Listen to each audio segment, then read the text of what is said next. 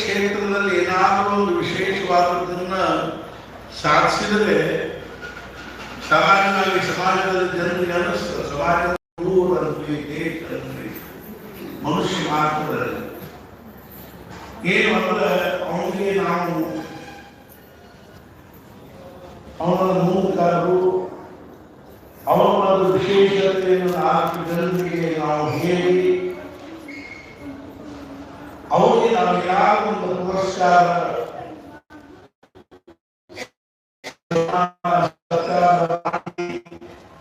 ಬಹಳಷ್ಟು ಜನ ಅದರಿಂದ ಪ್ರೇರಣೆ ಆಗಬೇಕು. ನಾವು ಯಾವ ಒಂದು ಮಾಡಬೇಕು ಅನ್ನುವಂಥ ಮನ್ನ ಕೊಪ್ಪಳಕ್ಕೆ ಹೋಗಿದ್ದು ಪ್ರವಚನ ಅವತ್ತಲ್ಲಿ 3 ಮಂದಿಗೆ ಸರ್ಕಾರ ಮಾಡಿ ನಾವು ನೋಡಿ ಸಮಾಜದಲ್ಲಿ ಬಹಳಷ್ಟು ವರ್ಷ ಪ್ರಾಕ್ಟೀಸ್ ಮಾಡುವ ಡಾಕ್ಟರಿಗೆ ಸನ್ಮಾನ ಮಾಡ್ತಾರೆ, ಒಳ್ಳೆ ವಕೀಲರಿಗೆ ಸನ್ಮಾನ ಮಾಡ್ತಾರೆ, ಶಿಕ್ಷಕರಿಗೆ ಸನ್ಮಾನ ಮಾಡ್ತಾರೆ. ಅದೇ ರೀತಿ ಶಾಲೆ ಒಳಗೆ ಏನಾದರೂ ವಿಶೇಷ ಒಂದು ತಂದೆಯಾದರೂ ಒಂದು ವಿಶೇಷವಾಗಿರ್ತಕ್ಕಂತಹ ಒಂದು ಕಾರ್ಯವನ್ನು ಅಂದ್ರೆ ಓಡುವುದು, ತೆಗೆಯುವುದು, ಕುಣಿಯುವುದು, ಬರೆಯುವುದು, ಅದು ಏನಾದರೂ ವಿಶೇಷ ಸಾಧಿಸಿರುವಂತಹ ವಿದ್ಯಾರ್ಥಿಗಳಿಗೆ ಸರ್ಕಾರ ಮಾಡ್ತದೆ, ಗೌರವ ಮಾಡ್ತದೆ, ಅಥವಾ ಅವ್ರಿಗೆ ಆತ್ಮೀಯತೆಯಲ್ಲಿ ನಾವು ಬಹುಮಾನ ಕೊಡ್ತಾರೆ. ಮನೆಯಲ್ಲಿ ನಾವು ನೋಡಿ ಒಬ್ಬಕ್ಕೆ ಹೆಣ್ಣುಮಗಳಿಗೆ ಸರ್ಕಾರ ಮಾಡಿದ್ರು. ಆಕೆ ಏನ್ ಮಾಡಿದ್ರು ಅಂದ್ರೆ ತನ್ನ ಟೆರೆಸ್ ಮೇಲೆ ಡ್ರ್ಯಾಗನ್ ಫ್ರೂಟ್ಸ್ ಅಂತಿರ್ತಾವ ಕೆಂಪನ್ನು ಹಣ್ಣು, ಅವನು ಬರೇ ತನ್ನ ಟೆರೆಸ್ ಮೇಲೆ ಒಂದು 100 ಗಿಡ ಹಚ್ಚಿ ಬೆಳೆಸಿ ತಿಂಗಳ 1 ಲಕ್ಷ ರೂಪಾಯಿ ಅದರಿಂದ ಬರ್ತಿರ್ತದೆ. ಅಷ್ಟೊಂದು ಆಕೆ ಪರಿಶ್ರಮ ಮತ್ತು ತನ್ನ ಚಾಲಾಕ್ಷತೆ ತೋರಿಸಿದ್ದಕ್ಕಾಗಿ ಆಕೆಗೆ ಸರ್ಕಾರ ಮಾಡಿದೆ. ಯಾವುದೋ ಊರಲ್ಲಿ ಒಂದು ದೇವಸ್ಥಾನ ಚಪ್ಪಲ್ ಬಿಡುವುದು ದೊಡ್ಡ ಪ್ರಶ್ನೆ ಇತ್ತು. ಆ ಊರಾಗಿನ ಕೆಲವರು ಸೇರಿ ಆ ಚಪ್ಪಲ್ ಬಿಡೋದು ಒಂದು ವ್ಯವಸ್ಥೆ ಮಾಡ್ಕೋತ ಒಂದು 7 ಚಪ್ಪಲಿಗೆ ಮುಂಚೆ 1 ರೂಪಾಯಿ 2 ರೂಪಾಯಿ ಮಾಡ್ಕೋತ ಅವ್ರ ಚಪ್ಪಲ್ ಬಿಡುವುದು ಸಲುವಾಗಿ ದೊಡ್ಡದೊಂದು ಹಾಲ್ ಅಂತ 1 ಕೋಟಿ ರೂಪಾಯಿ ಅವರು ಸರ್ಕಾರ ಮಾಡಿದೆ. ಒಬ್ಬ ಕನ್ನಡ ಡಾಕ್ಟರಿ ಸರ್ಕಾರ ಮಾಡಿದೆ. ಬಹಳಷ್ಟು ಸಾಧ್ಯ ಹಿಂಗೆ ಅನೇಕ ಪ್ರಕಾರವಾಗಿರ್ತಕ್ಕಂಥ ಒಂದು ಸರ್ಕಾರಗಳು ಆತ್ಮೀಯತೆ, ಪ್ರೇಮ, ಭಾವನೆ ತೋರಿಸಬೇಕು ಅನ್ನೋದು ಸ್ವಾಭಾವಿಕವಾಗಿ ಮನುಷ್ಯನಲ್ಲಿ ಮನೆಯೊಳಗೆ ಸಣ್ಣ ಹುಡುಗ ಏನಾದ್ರು ಭಾರತ ಕವಿತಾ ಏನೋ ಪದ ಅಂತ ಹಾಡೋದ ಮನೆಯಾಗಿ ಬಂದು ಎಲ್ಲರೂ ಚಪ್ಪಾಳಿ ಮಾಡ್ತೀವಿ, ಎಷ್ಟು ಚಂದ ಹಾಡು ಹೋಗ ಹೇಗೋ ಹಾಗೆ ನಾವು 42 ವರ್ಷ ಯಾವ ಒಂದು ಕ್ಷೇತ್ರದಲ್ಲಿ ಅರ್ಥಾತ್ ಯಾವ ಒಂದು ಅರ್ಥಾತ್ ಏನು ಅಂತಂದ್ರೆ ಭೂಮಿಕೆಯಲ್ಲಿ ಶ್ರೀ ಕ್ಷೇತ್ರ ಹೆಬ್ಬಳ್ಳಿಯ ಸದ್ಗುರುಗಳ ದಿವ್ಯ ಸಾನ್ನಿಧ್ಯದಲ್ಲಿ ಇಟ್ಟುಕೊಂಡು ಕಾರ್ಯ ಮಾಡ್ತಾ ಇದ್ದೀವಿ, ಸೇವಾ ಮಾಡ್ತಾ ಇದ್ದೀವಿ. ಅದು ಕೇವಲ ಆಧ್ಯಾತ್ಮಿಕ ಕ್ಷೇತ್ರವಾಗಿರುವುದರಿಂದ ಮತ್ತು ವಿಶೇಷತಃ ಮಾರುತಿಯ ಒಂದು ಉಪಾಸನೆಯ ಒಂದು ಕ್ಷೇತ್ರವಾಗಿರುವುದರಿಂದ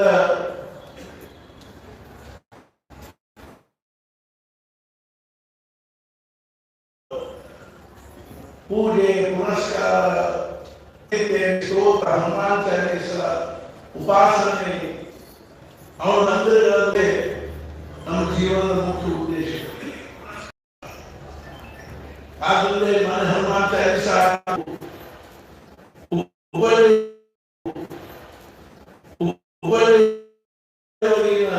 ನಾವು ಹುಬ್ಬಳ್ಳಿ, ಧಾರವಾಡ ಎಲ್ಲ ಕಡೆಗೂ ಹೇಳಿದ್ವಿ, ಎಲ್ಲ ಕಡೆಗೂ ಅನೇಕ ಊರುಗಳಲ್ಲೇ ಬೆಂಗಳೂರು ತನಕ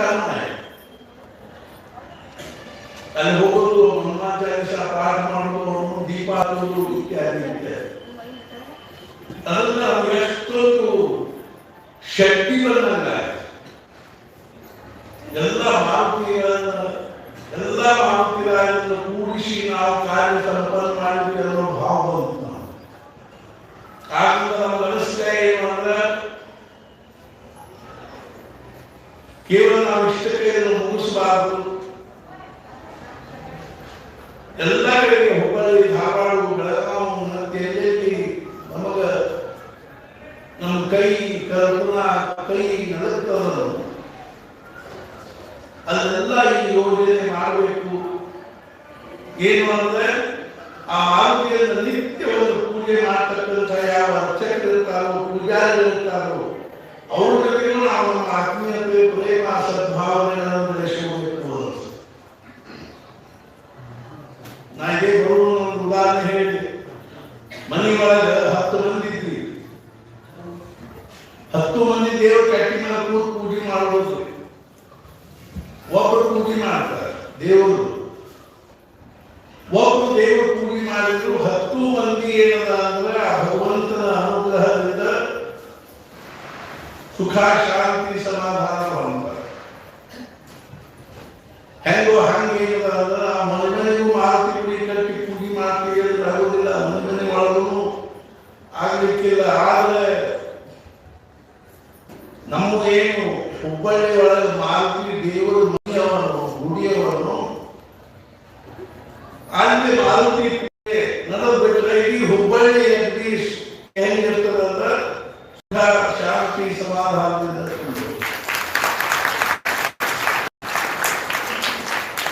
ಆದ್ರಿಂದ ಅಲ್ಲಿ ಅರ್ಚಕರ ಬಗ್ಗೆ, ಪೂಜಾ ಬಗ್ಗೆ ನಮ್ಮ ಪ್ರೇಮ ಅನ್ನಿಸ್ತದೆ, ನಮಗ ಅಭಿಮಾನ ಅನ್ನಿಸ್ತದೆ, ಆತ್ಮೀಯತೆ. ಯಾರ ಬಗ್ಗೆ ಒಂದು ಪ್ರೇಮ ಕಲಿಕೊಂಡು ಹೂವು ಕೊಡ್ತಾರೆ ನೋಡಿ. ನನ್ನ ಆತ್ಮೀಯ ಒಂದು ಪ್ರೇಮದ ಒಂದು ಸಂಕೇತವಾಗಿ ಹೂ ಕೊಡ್ತಾರೆ. ಒಂದೇನೋ ಒಂದು ಸಣ್ಣ ಪದಾರ್ಥ ಕೊಡ್ತಾರೆ, ತಿಂಡಿ ಕೊಡ್ತಾರೆ. ಆ ಪ್ರೇಮದ ಭಾವನೆ ಅನ್ನೋದು ದೃಶ್ಯದಲ್ಲಿ ವ್ಯಕ್ತ ಆಗಲು ಹೊರತು ಅದರದ್ದೇನಾಗುವುದಿಲ್ಲ ಅಂದ್ರೆ ಕರುಣಾ ಬರುವುದಿಲ್ಲ. ಹೆಂಗೋ ಹಾಗೆ ನಮ್ಗೆ ಏನ್ ಅನ್ನಿಸ್ತೀವಿ ಅಂದ್ರೆ ಹುಬ್ಬಳ್ಳಿಯಲ್ಲಿರ್ತಕ್ಕಂಥ ಎಲ್ಲ ಮಾರುತಿ ಬಂದಿದ್ದಾಗಲೂ ಧಾರವಾಡ ಶುರು ಮಾಡೋದು, ಅದಾದ್ಮೇಲೆ ಬೆಳಗಾವಿ, ಮತ್ತೆ ಎಲ್ಲೆಲ್ಲಿ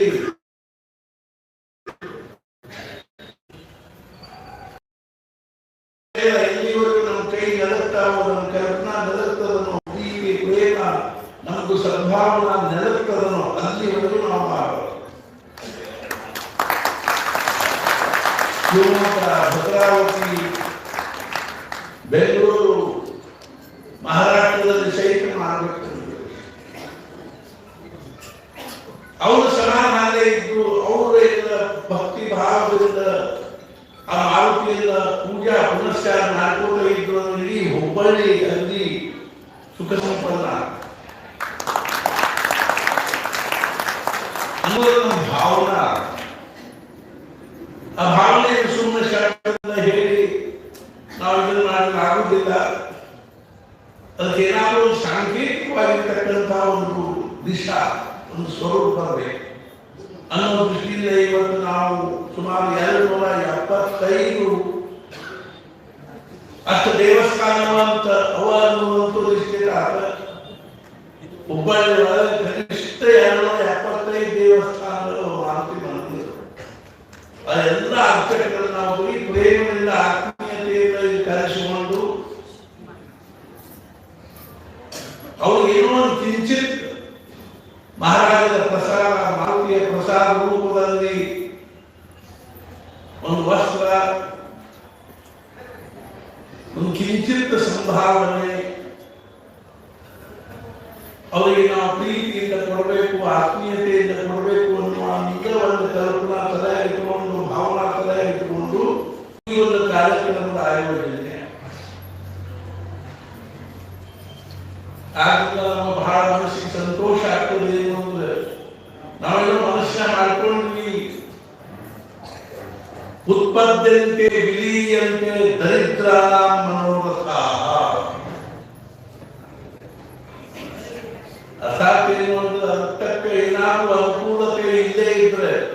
ಸುಮ್ಮನೆ ಕಲ್ಪನಾ ಏಳೋದು ಬೀಳೋದು ಅಷ್ಟ ಆಗ್ತದೆ. ನಾವು ಮನುಷ್ಯ ಅಂದ್ಕೊಂಡಿದ್ದೀವಿ ಆಗಲೇ ಇಲ್ಲ ಅನ್ನುವಂತ. ಆಗ ನಮ್ಮ ಜೊತೆಗೆ ಸದ್ಗುರುಗಳಿದ್ದಾರೆ, ನಮ್ಮ ಜೊತೆಗೆ ಸ್ವತಃ ಮಾರುತರಾಗಿದ್ದಾರೆ. ಅವನ ತಲೆಯಾಗಿ ಕಲ್ಪನಾ ಬರೋದ್ರಿಂದ ದಾರಿ ನೋಡ್ತಿರ್ತಾರೆ. ನಮ್ಮ ತಲೆಯಾಗ ಕಲ್ಪನಾ ಬರೋ ಪುರುಷೋದ್ರಿಂದ ಅವನನ್ನು ಸಾಕಾರ ಮಾಡಿ. ಯಾಕಂದ್ರೆ ನಮ್ಗೆ ಅವನು ಬಿಟ್ಟು ಬೇರೆ ಏನಿಲ್ಲೇ ಇಲ್ಲ. ಮತ್ತೊಂದೇನು ಉದ್ದೇಶ ಇಲ್ಲ, ಭಾವನಾ ಇಲ್ಲ, ಅಪೇಕ್ಷಾ ಇಲ್ಲ, ಸ್ವಾರ್ಥ ಇಲ್ಲ. ಅವನಿಗೆ ಅದು ಗೊತ್ತದ. ಆದ್ರಿಂದ ನಮ್ಮ ಭಾಗ್ಯದ ಇವತ್ತು ಅವನು ತಥಾಸ್ತು ಅಂತ ಅವನು ಮೇನ್ ಸ್ವಿಚ್ ಆನ್ ಮಾಡಿದ. ನಾವು ಬೆಡ್ ಸ್ವಿಚ್ ಆನ್ ಮಾಡ್ಕೋತ ಕೂತಿದ್ವಿ. ಅವನಿಗೆ ಅನಿಸ್ತು ನೀವು ಇಡೀ ದಿವಸ ಬರೇ ಬೆಡ್ ಸ್ವಿಚ್ ಆನ್ ಮಾಡಿದಂತೆ ಬಿಡವಲ್ಲ, ಆದ್ರಿಂದ ನಾವು ಮೇನ್ ಸ್ವಿಚ್ ಆನ್ ಮಾಡಿಬಿಡು ಅಂತ ಆನ್ ಆತು ಲೈಟ್ ಕಟ್ಟಿ. ನಿಜವಾಗ್ಲೂ ಬಹಳ ಸಂತೋಷ.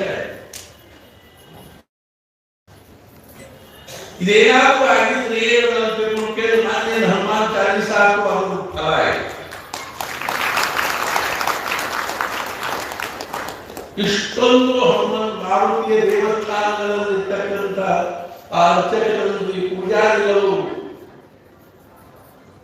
ಅವ್ರಿಗೆ ನಾವು ಏನೋ ಒಂದು ಕಿಂಚಿತ್ ಸಾಂಕೇತಿಕವಾಗಿರ್ತಕ್ಕಂಥ ಸರ್ಕಾರ ಮಾಡಲಿಕ್ಕೆ ಅಥವಾ ಏನು ಗೌರವ ತೋರಿಸಲಿದ್ದೀವೋ ಇದು ಹನುಮಾನ್ ಚಾಲೀಸ ಫಲ. ಭಗವಂತನು ಹೇಳ್ತಾನೆ, ಮದ್ಭಕ್ತಾನಾಂ ಯೇ ಭಕ್ತಾಃ ತೇ ಮೇ ಭಕ್ತಗಣಾಃ ಮೇ ಮತಾಃ. ನನ್ನ ಭಕ್ತರು ಯಾರು ಭಕ್ತರಿದ್ದೀರೋ ಅವರು ನನ್ನ ಮಹಾನ್ ಭಕ್ತರು. ಮಂದಿರ ಬರ್ತಕ್ಕಂಥ ಭಕ್ತರು ಯಾರು ಅಂದ್ರೆ ಆ ಭಗವಂತನ ಪೂಜೆ ಮಾಡಿಕೊಂಡಿರ್ತಕ್ಕಂಥ ಹೇಗೆ ಭಕ್ತರು ಬರ್ತಾರೆ. ಪೂಜಾರಿಗಳಿಗೆ ಹೇಳ್ತಾರೆ, ನಮ್ಮ ಕಾಯಿ ನೈವೇದ್ಯ ಮಾಡಿಕೊಂಡಿರ್ತೇವೆ, ಅವ್ರ ಭಕ್ತರಾದ್ರೆ ಬರ್ತಕ್ಕಂಥ ಭಕ್ತರ ಮನಸ್ಸಿನ ಅಪೇಕ್ಷೆಗಳನ್ನ, ಅವರ ಸೇವೆಗಳನ್ನ ಆ ಪರಮಾತ್ಮನ ಚರಣಾರವಿಂದಗಳಲ್ಲಿ ಸಮರ್ಪಣೆ ಮಾಡತಕ್ಕಂಥ ಸೇವಾ ಮಾಡುವ ಭಕ್ತರೇನಿದ್ದಾರೋ ಅವರು ಭಗವಂತನಿಗೆ ಅತ್ಯಂತ ಪ್ರಿಯ ಭಕ್ತರಾಗಿದೆ. ಅಂಥ ಒಂದು ಅರ್ಚಕರ ಪೂಜಾರಿಗಳ ಒಂದು ಸಮ್ಮೇಳನ ಆಗಬೇಕು. ಅದು ಸಹಿತ ನಮ್ಗೆ ಎಷ್ಟು ಸಂತೋಷ ಅನಿಸ್ತದೆ ಅಂದರೆ ಇಲ್ಲಿ ಹನುಮಾನ್ ಚಾಲೀಸ ಪಾಠ ಮಾಡಿ ಮತ್ತೆಲ್ಲ ಸರ್ಕಾರ ಸಮಾರಂಭ ಮಾಡಿದ್ದೀವಿ ಅಂದರೆ ನಾವು ಸಮಾರಂಭ ಆಗ್ತಿದ್ದೇವೆ. ಅದಕ್ಕೆ ನಿಜವಾಗಿಯೂ ಶಹ ಅವರು ಹೇಳಿದ್ರು, ಇವತ್ತು ಆಗಲೂ ಸಹಿತ ಅವ್ರು ಹೇಳಿದ್ರು ಆ ಕಾರ್ಯಕ್ರಮ ಸಂಜೆನಾಗದ ಯಾವ ಹನುಮಾನ್ ಚಾಲೀಸ ಸಹಸ್ರಾರು ಜನ ಭಕ್ತರು ಕೂಡ್ಕೊಂಡು ಇಲ್ಲಿ ಮಾಡಿದ್ರು. ಅಲ್ಲೇನೆ ಮಾರುತಿಯ ಅರ್ಚಕರಿಗೆ, ಪೂಜಾರಿಗಳಿಗೆ, ಭಕ್ತರಿಗೆ ಒಂದು ಮತ್ತೊಂದು ಸಲ ಆತ್ಮೀಯತೆಯ ಒಂದು ಸತ್ಕಾರ, ಪ್ರೇಮ, ಗೌರವ ಮತ್ತು ಅವರಿಗೆ ಪ್ರಸಾದ ಆಗಬೇಕು ಅನ್ನುವಂಥ ನಮ್ಮ ಇಚ್ಛೆಯಲ್ಲಿ ಪೂರ್ಣ ಆಗುವಂಥ ಒಂದು ಯೋಗ ಒದಗಿ ಬಂತು. ಇದು ಸಹಿತ ನಮ್ಮ ಭಾಗ್ಯ. ಆದ್ದರಿಂದ ನಾವು ಶಹ ಅವರಿಗೆ, ಅವರ ಕುಟುಂಬದವರಿಗೂ ಸಹಿತ ಅವರಿಗೆಲ್ಲರಿಗೂ ಮಾರುತಿಯ ಮೇಲೆ ಬಹಳಷ್ಟು ಭಕ್ತಿ ಅದು. ಈ ರೀತಿಯಾಗಿ ನಾವು ಇವತ್ತು ಈ ಕಾರ್ಯಕ್ರಮವನ್ನು ಆಯೋಜನೆ ಮಾಡಿಕೊಂಡಿವಿ. ಇದರ ಹಿಂದೆ ಮತ್ತೊಂದು ಯಾವುದೂ ಉದ್ದೇಶ ಇಲ್ಲ. ಹುಬ್ಬಳ್ಳಿಯಲ್ಲಿ, ಧಾರವಾಡದಲ್ಲಿ ಅಥವಾ ಸಮಸ್ತ ಮನುಷ್ಯ ಸಮಾಜದಲ್ಲಿ, ಮನುಷ್ಯ ಮಾತ್ರದಲ್ಲಿ ಆ ಭಗವಂತನ ಭಕ್ತಿ ಬೆಳೀಲಿ, ಭಗವಂತನ ಉಪಾಸನೆ ಆಗಲಿ. ನಾವು ನಿನ್ನೆ ಇಲ್ಲೇನದ ಒಂದು ಜಾಗ ತಗೊಂಡ್ವಿ, ಅಲ್ಲಿ ಇಂಜಿನಿಯರ್ ಕರೆದು ನಿನ್ನೆ ಲೈನೌಟ್ ಹಾಕಿದ್ವಿ. ಇವತ್ತು ಕೆಲಸ ಪ್ರಾರಂಭ ಆಗ್ತದೆ. ಒಂದು ಮಹಾರಾಜರ ಮಂದಿರ ಆಗಬೇಕು, ಅಲ್ಲಿ ಉಪಾಸನೆ ನಡೀಬೇಕು. ಧಾರವಾಡದಲ್ಲಿ ನಡೆದ ಹುಬ್ಬಳ್ಳಿಯಲ್ಲಿ ನಡೀಬೇಕು ಅನ್ನುವಂಥ ಕಳಕಳಿ ಇದೆ ನಮಗೆ. ಆ ಕಾರ್ಯವೂ ಪ್ರಾರಂಭ ಆಗಿದೆ. ಈ ರೀತಿಯಾಗಿ ನಾವು ಇನ್ನೂ ಹೆಚ್ಚಿಗೆ ನಾನು ಇನ್ನೊಂದು ಕಡೆ ಹೋಗಿದ್ದು ಸಾಯಂಕಾಲ ಪ್ರವಚನ, ಅವರು ಹನುಮಾನ್ ಚಾಲೀಸ ಪಾಠ ಮಾಡ್ತಾರೆ. ಎಷ್ಟು ಸುಂದರವಾಗಿರ್ತಕ್ಕಂಥ ವಾತಾವರಣ. ನಾವೆಲ್ಲರೂ ಬೈಲಾಗ ಕೂತ್ಕೊಂಡು ನಿನ್ನೆ ಅಲ್ಲೆಲ್ಲ ಕಾರ್ಯಕ್ರಮ ಆಯಿತು. ಅವ್ರು ಹನುಮಾನ್ ಚಾಲೀಸ ಪಾಠ ಮಾಡಿ ಅಲ್ಲಿ ಒಂದು ಗಂಟೆ ಪ್ರವಚನ ಆಯಿತು. ಎಲ್ಲ ಕಡೆಗೂ ಭಗವಂತನ ಭಕ್ತಿ, ನಾಮಸ್ಮರಣೆ, ಉಪಾಸನೆ, ಹನುಮಾನ್ ಚಾಲೀಸ ಪಾಠ ನಡಿಲಿಕ್ಕೆ ಹತ್ರ ರಾಮರಾಜ್ಯ ದೂರಿಲ್ರಿ. ಆಮೇಲೆ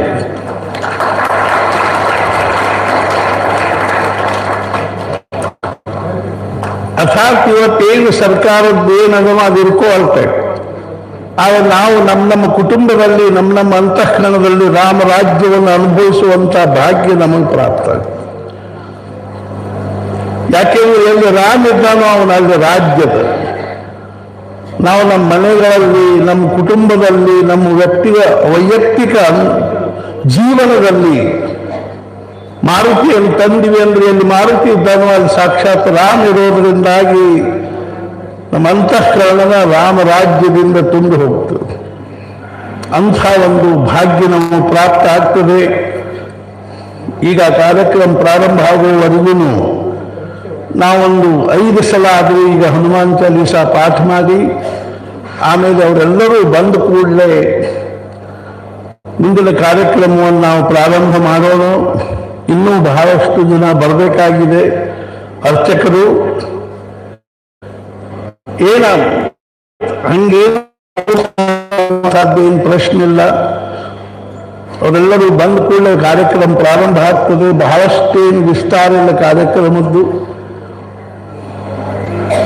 ಆದ್ದರಿಂದ ದಯವಿಟ್ಟು ಎಲ್ಲರೂ ಅಲ್ಲಿವರೆಗೂ ಶಾಂತವಾಗಿ ಕೂತ್ಕೊಂಡು ಪ್ರಸ್ತುತ ಕಾರ್ಯಕ್ರಮದಲ್ಲಿ ಭಾಗವಹಿಸಿ ಆ ಮಾರುತಿಯ ಅನುಗ್ರಹಕ್ಕೆ ನಾವೆಲ್ಲರೂ ಪಾತ್ರರಾಗೋಣ ಅಂತ ತಿಳ್ಕೊಂಡು ಹೇಳಿ ಈಗ ನಾವು ಹನುಮಾನ್ ಚಾಲೀಸ ಪಾಠ ಪ್ರಾರಂಭ ಮಾಡ್ತೀವಿ. ನಮ್ಮ ಪದ್ಧತಿ ಪ್ರಕಾರ ಒಂದ್ಸಲ ಈ ಕಡೆಗೆ, ಒಂದು ಸ್ವಲ್ಪ ಈ ಕಡೆಗೆ ಅನ್ನುವಂಥದ್ದು. ನಾವೀಗ ಅದನ್ನು ಪ್ರಾರಂಭ ಮಾಡ್ತೀವಿ. ಶ್ರೀ ಗುರು ಚರಣ ಸರೋಜ ರಜ ನಿಜಮನ ಮುಕುರ ಸುಧಾರಿ ಬದಲದಾರಿ ಪವನ ಕುಮಾರ ಫಲ ಬುದ್ಧಿ ವಿದ್ಯಾ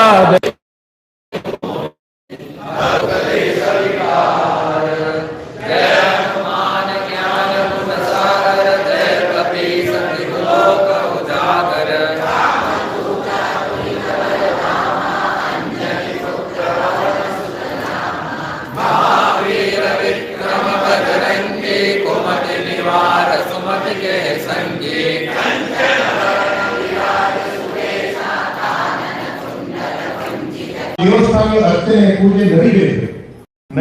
ಏನು ದೇವಸ್ಥಾನ ಕಟ್ಸೋದ್ರಿಂದ ಪೂಜಾ ಕೈಂಕರ್ಯಗಳನ್ನು ಮಾಡ್ಕೊಂಡು ಹೋಗೋರು ಯಾರು ಸಿಗಂಗಿಲ್ಲ. ಬಹಳಷ್ಟು ವಾಟ್ಸಪ್ ಮ್ಯಾಗ ಬರ್ತಾವ, ಬಹಳಷ್ಟು ಜನ ಫೋನ್ ಮಾಡ್ತಾರೆ, ಯಾರಾದ್ರೂ ಅರ್ಚಕರಿದ್ರೆ ಕಳಿಸಿ. ಇಂಥ ಕಠಿಣ ಪರಿಸ್ಥಿತಿ ಪೂಜೆ ಮಾಡಿ ತಯಾರಿಲ್ಲ. ಸಮಾಜದಲ್ಲಿ ಒಂದು ಭಯ ನಿರ್ಮಾಣ ಆಗಿದೆ ಅಂತಂದ್ರೆ ನಾವು ಕಲಿತ ರೀತಿಯಲ್ಲಿ ನೋಡ್ಲಿಕ್ಕೆ ನಾವು ಸಾಫ್ಟ್ವೇರ್ ಇಂಜಿನಿಯರು, ನಾನು ಡಾಕ್ಟರು, ನಾನಂತ ಬಿಸ್ನೆಸ್ ಮ್ಯಾನು, ಅವನಿಗೆ ಕಿಮ್ಮತ್ ಕೊಡ್ತೀವಿ. ಯಾವ ನಿರಂತರ 24 ಗಂಟೆ ಸತತ ಇಡೀ ಜೀವನವನ್ನು ಆ ಮನುಷ್ಯ ಆ ಭಗವಂತನ ಪೂಜೆ ಕೈಂಕರ್ಯಗಳನ್ನು ಮಾಡ್ಕೊಂಡು ಸೇವೆ ಮಾಡಿಕೊಂಡು ಅತ್ಯಂತ ಕನಿಷ್ಠ ದುಡ್ಡಿನ ಒಂದು ಸಹಾಯದಿಂದ ಜೀವನ ಮಾಡಲಿಕ್ಕೆ ಅದಕ್ಕೆ ಲಕ್ಷ್ಯ ಇಲ್ಲ ನಮಗೆ. ಅವ್ರ ಮಹತ್ವ ನಮಗೆ ತಿಳಿಯೋದು. ಇವತ್ತೇನಾದ್ರು ಭಾರತೀಯ ಸಂಸ್ಕೃತಿ ನಿಂತದ ಅಂತಂದ್ರೆ ನಾವು ಈ ಅರ್ಚನೆಗೆ ನಾವು ಧನ್ಯವಾದ ಅರ್ಪಿಸ್ತೇವೆ. ಇಂಥ ಒಂದು ಸಂದರ್ಭದಲ್ಲಿ ಮೊನ್ನೆ ಈಗ ಇಲ್ಲೇ ಹನುಮಾನ್ ಚಾಲೀಸ ಅದ್ಭುತವಾಗಿ ಹನುಮಾನ್ ಚಾಲೀಸ ಇದರ ಹಿಂದೆ ಅವರು ಒಂದು ಸೇವಾ ಅದ. ಅದಕ್ಕೆ ಗುರುಗಳು ಏನ್ ಮಾಡಿದ್ರು ಅಂತಂದ್ರೆ ಅವರು ಒಂದೇ ಪ್ರೇರಣೆ ಆಗ ಸಂಕಲ್ಪ ಮಾಡಿದ್ರು. ಹುಬ್ಬಳ್ಳಿಯಲ್ಲಿ ಎಷ್ಟು ಮಾರುತಿ ದೇವಸ್ಥಾನಗಳನ್ನು ಹೋಗಿ ಕೇಳ್ರಿ. ಅಲ್ಲಿ ಹೋಗಿ ಒಂದ್ಸರಿ ಹನುಮಾನ್ ಚಾಲೀಸ ದೀಪ ಹಚ್ಚಿದ್ರಿ, ಅಲ್ಲಿ ಅರ್ಚಕರ ವಿಳಾಸವನ್ನ ಫೋನ್ ನಂಬರ್ ತಗೊಂಡ್ಬರಿ, ಅವ್ರು ನಮ್ಮ ಕಡೆಯಿಂದ ಗೌರವ ಸಮರ್ಪಣೆಯನ್ನು ಮಾಡೋದು. ಆ ಪ್ರಕಾರವಾಗಿ ನಾವೆಲ್ಲ ಸೇವಾಧಾರಿಗಳು ಎಲ್ಲ ಇಡೀ ಹುಬ್ಬಳ್ಳಿ ಎಲ್ಲ ಇನ್ನೂ ಬಿಟ್ಟಾದ್ರೆ ಹೇಳಲಿಕ್ಕೆ ಸಾಧಾರಣ ನಮಗೆ ಸಿಕ್ಕಿರೋ ಪ್ರಕಾರ 275 ದೇವಸ್ಥಾನಗಳು. ಆ 275 ದೇವಸ್ಥಾನದ ಅರ್ಚಕರು ನಿರಂತರವಾಗಿ ಸೇವೆ ಮಾಡ್ಕೊಂಡು ಹೊರಟಾರ. ಅವ್ರೆಲ್ಲ ನಾವೆಲ್ಲ ರಿಜಿಸ್ಟ್ರೇಷನ್ ಮಾಡಿ ಕೆಲವು ಅನಾನುಕೂಲತೆಯಿಂದ ಬರ್ಲಿಕ್ಕಾಗಿಲ್ಲ. ಸಾಧಾರಣ 150-160 ಅರ್ಚಕರಿಗೆ ಬಂದಾಗ ಅವೆಲ್ಲರೂ ಹೇಳಿ ಅವ್ರಿಗಾದಂತ ಕೆಲವು ಕಾರಣಗಳು ಬರ್ಲಿಕ್ಕೆ ಆಗಿಲ್ಲ ಇರಲಿ. ಅದಕ್ಕೆ ಎಲ್ಲ ಈ ಸಮಾಜದ ಪರವಾಗಿ ನಾವು ಇವತ್ತೇನು ಅವರಿಗೆ ಧನ್ಯವಾದ ಅರ್ಪಿಸಲಿಕ್ಕೆ ನಾವು ಎಲ್ಲ ಇವತ್ತಿನೆಲ್ಲ ನಿಮಗೆ ಕರೆದು ನಿಮ್ಮೆಲ್ಲ ಗೌರವ ಸಮರ್ಪಣೆ ಮಾಡತಕ್ಕಂಥ ಯೋಜನೆ ಈ ರೀತಿಯಾಗಿ ಪ್ರತಿಯೊಂದು ಊರುಗಳಲ್ಲಿ ಜಾಗಗಳು ಉದಾಹರಣೆ ಧಾರವಾಡ, ಬೆಂಗಳೂರು, ತುಮಕೂರು, ಹೊಸಪೇಟೆ, ಬೆಳಗಾವಿ, ಮಾರುತಿ ಅರ್ಚಕರ ಒಂದು ಬಳಗದ ನಿರ್ಮಾಣ ಆಗ್ತದೆ. ಇದೊಂದು ಪರಿವಾರ ನಿರ್ಮಾಣ ಆಗ್ತದೆ. ಬರುವ ಒಂದು ಯೋಜನೆ ಹಿಂದೆ ನಾವೆಲ್ಲರೂ ಅಲ್ಲಿ ನಾವು ಇನ್ನೂ ಏನಂತ ನಾವು ಯಾರು ಅರ್ಚಕರೇ ನಾವ್ಯಾರು ಇದಾಗೋ ಕಾರಣ ಇಲ್ಲ. ನಾವು ಹೆಮ್ಮೆಯಿಂದ ನಾವು ಮಾಡ್ತೀವಿ ಅರ್ಚಕರಿದ್ದೀವಿ, ಮಾಡ್ತೀವಿ ಸೇವೆಗೆ ಇದ್ದೀವಿ, ನಾವು ದಾಸ ಅಂತ ಹೇಳಿಕೊಂಡು ನಾವು ಭಗವಂತನ ಸೇವಾ ಮಾಡಿಕೊಂಡು ಹೋಗೋಣ. ಈಗ ಪರಮಪೂಜ್ಯ ಗುರುಗಳು ಎಲ್ಲರೂ ಶ್ರೀ ಮಹಾರಾಜರ ಪ್ರಸಾದ ನಾವು ಇಟ್ಟು ಅವರಿಗೆ ಒಂದು ಆಶೀರ್ವಾದ ಮಾಡ್ತಾರೆ, ಗೌರವವನ್ನು ಸಮರ್ಪಣೆ ಮಾಡ್ತಾರೆ. ಅದರ ಪೂರ್ವದಲ್ಲಿ ಪರಮಪೂಜ್ಯಗಳು ಆಶೀರ್ವಾದ ನೀಡಬೇಕಂತ ತಮ್ಮೆಲ್ಲರ ಪರವಾಗಿ ನಾನು ಗುರುಗಳನ್ನ ಕೇಳ್ತೇನೆ.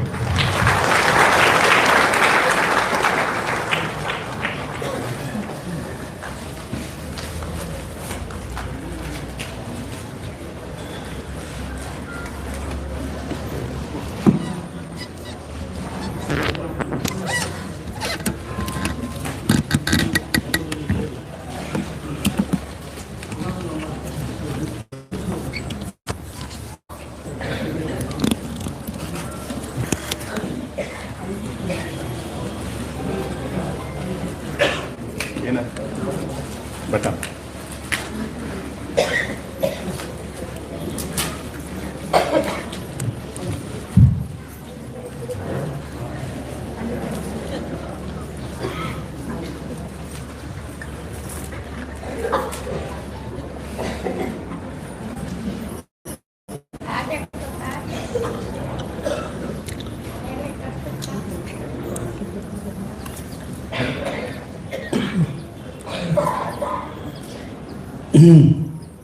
माता रामो मत्पिता रामचंद्रः, स्वामी रामो मत्सखा रामचंद्रः, सर्वस्वं मे रामचंद्रो दयालुः,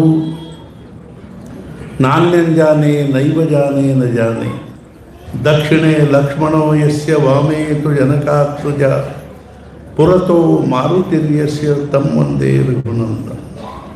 मनोजवं मारुततुल्यवेगं जितेन्द्रियं बुद्धिमतां वरिष्ठं वातात्मजं वानरयूथमुख्यं श्रीरामदूतं शरणं प्रपद्ये। विदेहापरितालोनी प्रपंच मुमुक्षु जनालागी अध्यात्म चर्चा करोनी बहुलोक जय मेळवीती, नमस्कार त्या ब्रह्मचैतन्य मूर्ति। सद्गुरुनाथ महाराज की जय जय जय रघुवीर।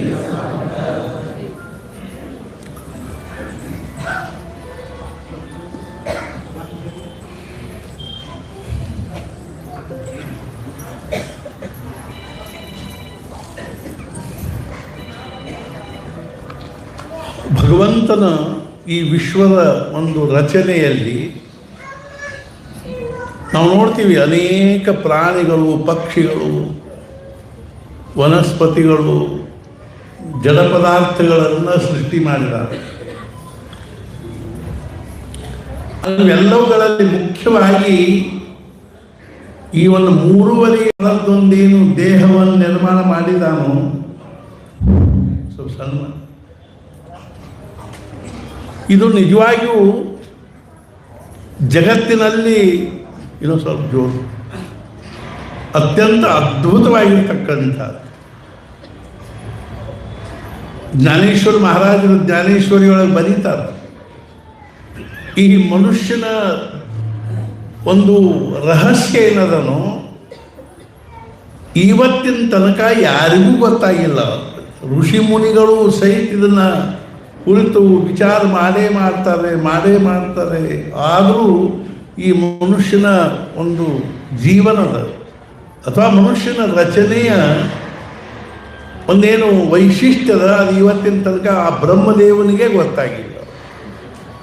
ಅಂಥ ಒಂದು ವಿಲಕ್ಷಣ ಒಂದು ಪ್ರಾಣಿ. ನಾವು ನೋಡ್ತೀವಿ. ನಿನ್ನ ಅಲ್ಲೊಂದು ಕಡೆ ಪ್ರವಚನಕ್ಕೆ ಹೋಗಿದ್ದಲ್ಲಿ ಹೇಳಿದೆ,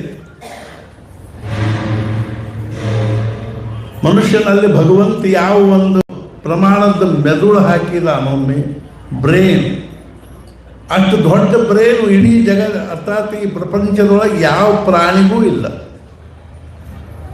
ನಾವು ನೋಡ್ತೀವಿ ತಿಮಿಂಗಲು ಒಂದೊಂದು ಅರ್ಥಾತ್ ಹಡಗುಗಳನ್ನು ಮುಳುಗಿಸಿ ತಿರುವೊಗೆಯುವಂಥ ತಿಮಿಂಗಲವ ಅಂತ. ಆದರೆ ಅದರ ಮೆದುಳು ಎಷ್ಟಿರ್ತದೆ, ಬ್ರೇನ್ ಎಷ್ಟಿರ್ತದೆ ಅಂದ್ರೆ ಇಷ್ಟಿರ್ತದೆ. ಆನೀರು ಒಂದಿಷ್ಟ ಇರ್ತದೆ. ಅಷ್ಟ ಬ್ರೇನ್ಲೇ ಅವತರ ಜೀವನ ನಡೀಲಿಕ್ಕೆ ಶಕ್ಯ. ಆದರೆ ಮನುಷ್ಯನ ಬ್ರೇನ್ ಇಲ್ಲದ ಒಂದು ಮುಷ್ಟಿ ಅಷ್ಟಿರ್ತದೆ ಅಂತ. ಮನುಷ್ಯನ ಬುದ್ಧಿ ಅಷ್ಟೊಂದು ವಿಲಕ್ಷಣ ಅದ ರೀ. ಕೋಟಿಗಟ್ಟಲೆ ಏನಿದೆ ಅಂದರೆ ಮನುಷ್ಯನ ದೇಹದಲ್ಲಿ ಜ್ಞಾನತಂತು ಮಜ್ಜಾತಂತು ಇರ್ತಾವೆ. ಆ ಮೆದುಳಿಗೆ ವಿಷಯವನ್ನು ಮುಟ್ಟಿಸ್ತಕ್ಕಂಥವುಗಳು ಆ ಮೆದುಳಿನಿಂದ ಇಡೀ ದೇಹಕ್ಕೆಲ್ಲ ಒಂದು ವಿಚಾರಗಳನ್ನು ಪೂರೈಕೆ ಮಾಡ್ತಕ್ಕಂಥ. ಇವತ್ತಿನವರೆಗೂ ಯಾವ ಡಾಕ್ಟರ್ಗಳಿಗೂ ಈ ದೇಹದ ರಚನಾದ ರಹಸ್ಯ ತಿಳಿದಿಲ್ರಿ. ಮ್ಯಾಲಿಂದ ಒಂದು 4 ವಿಚಾರ ತಿಳ್ಕೊಂಡು ಇದು ಆರೋಗ್ಯವಾಗಿರೋ ಪೂರ್ತಿಗೆ ಎಷ್ಟು ತಿಳ್ಕೋಬೇಕು ಅಷ್ಟು ತಿಳ್ಕೊಂಡು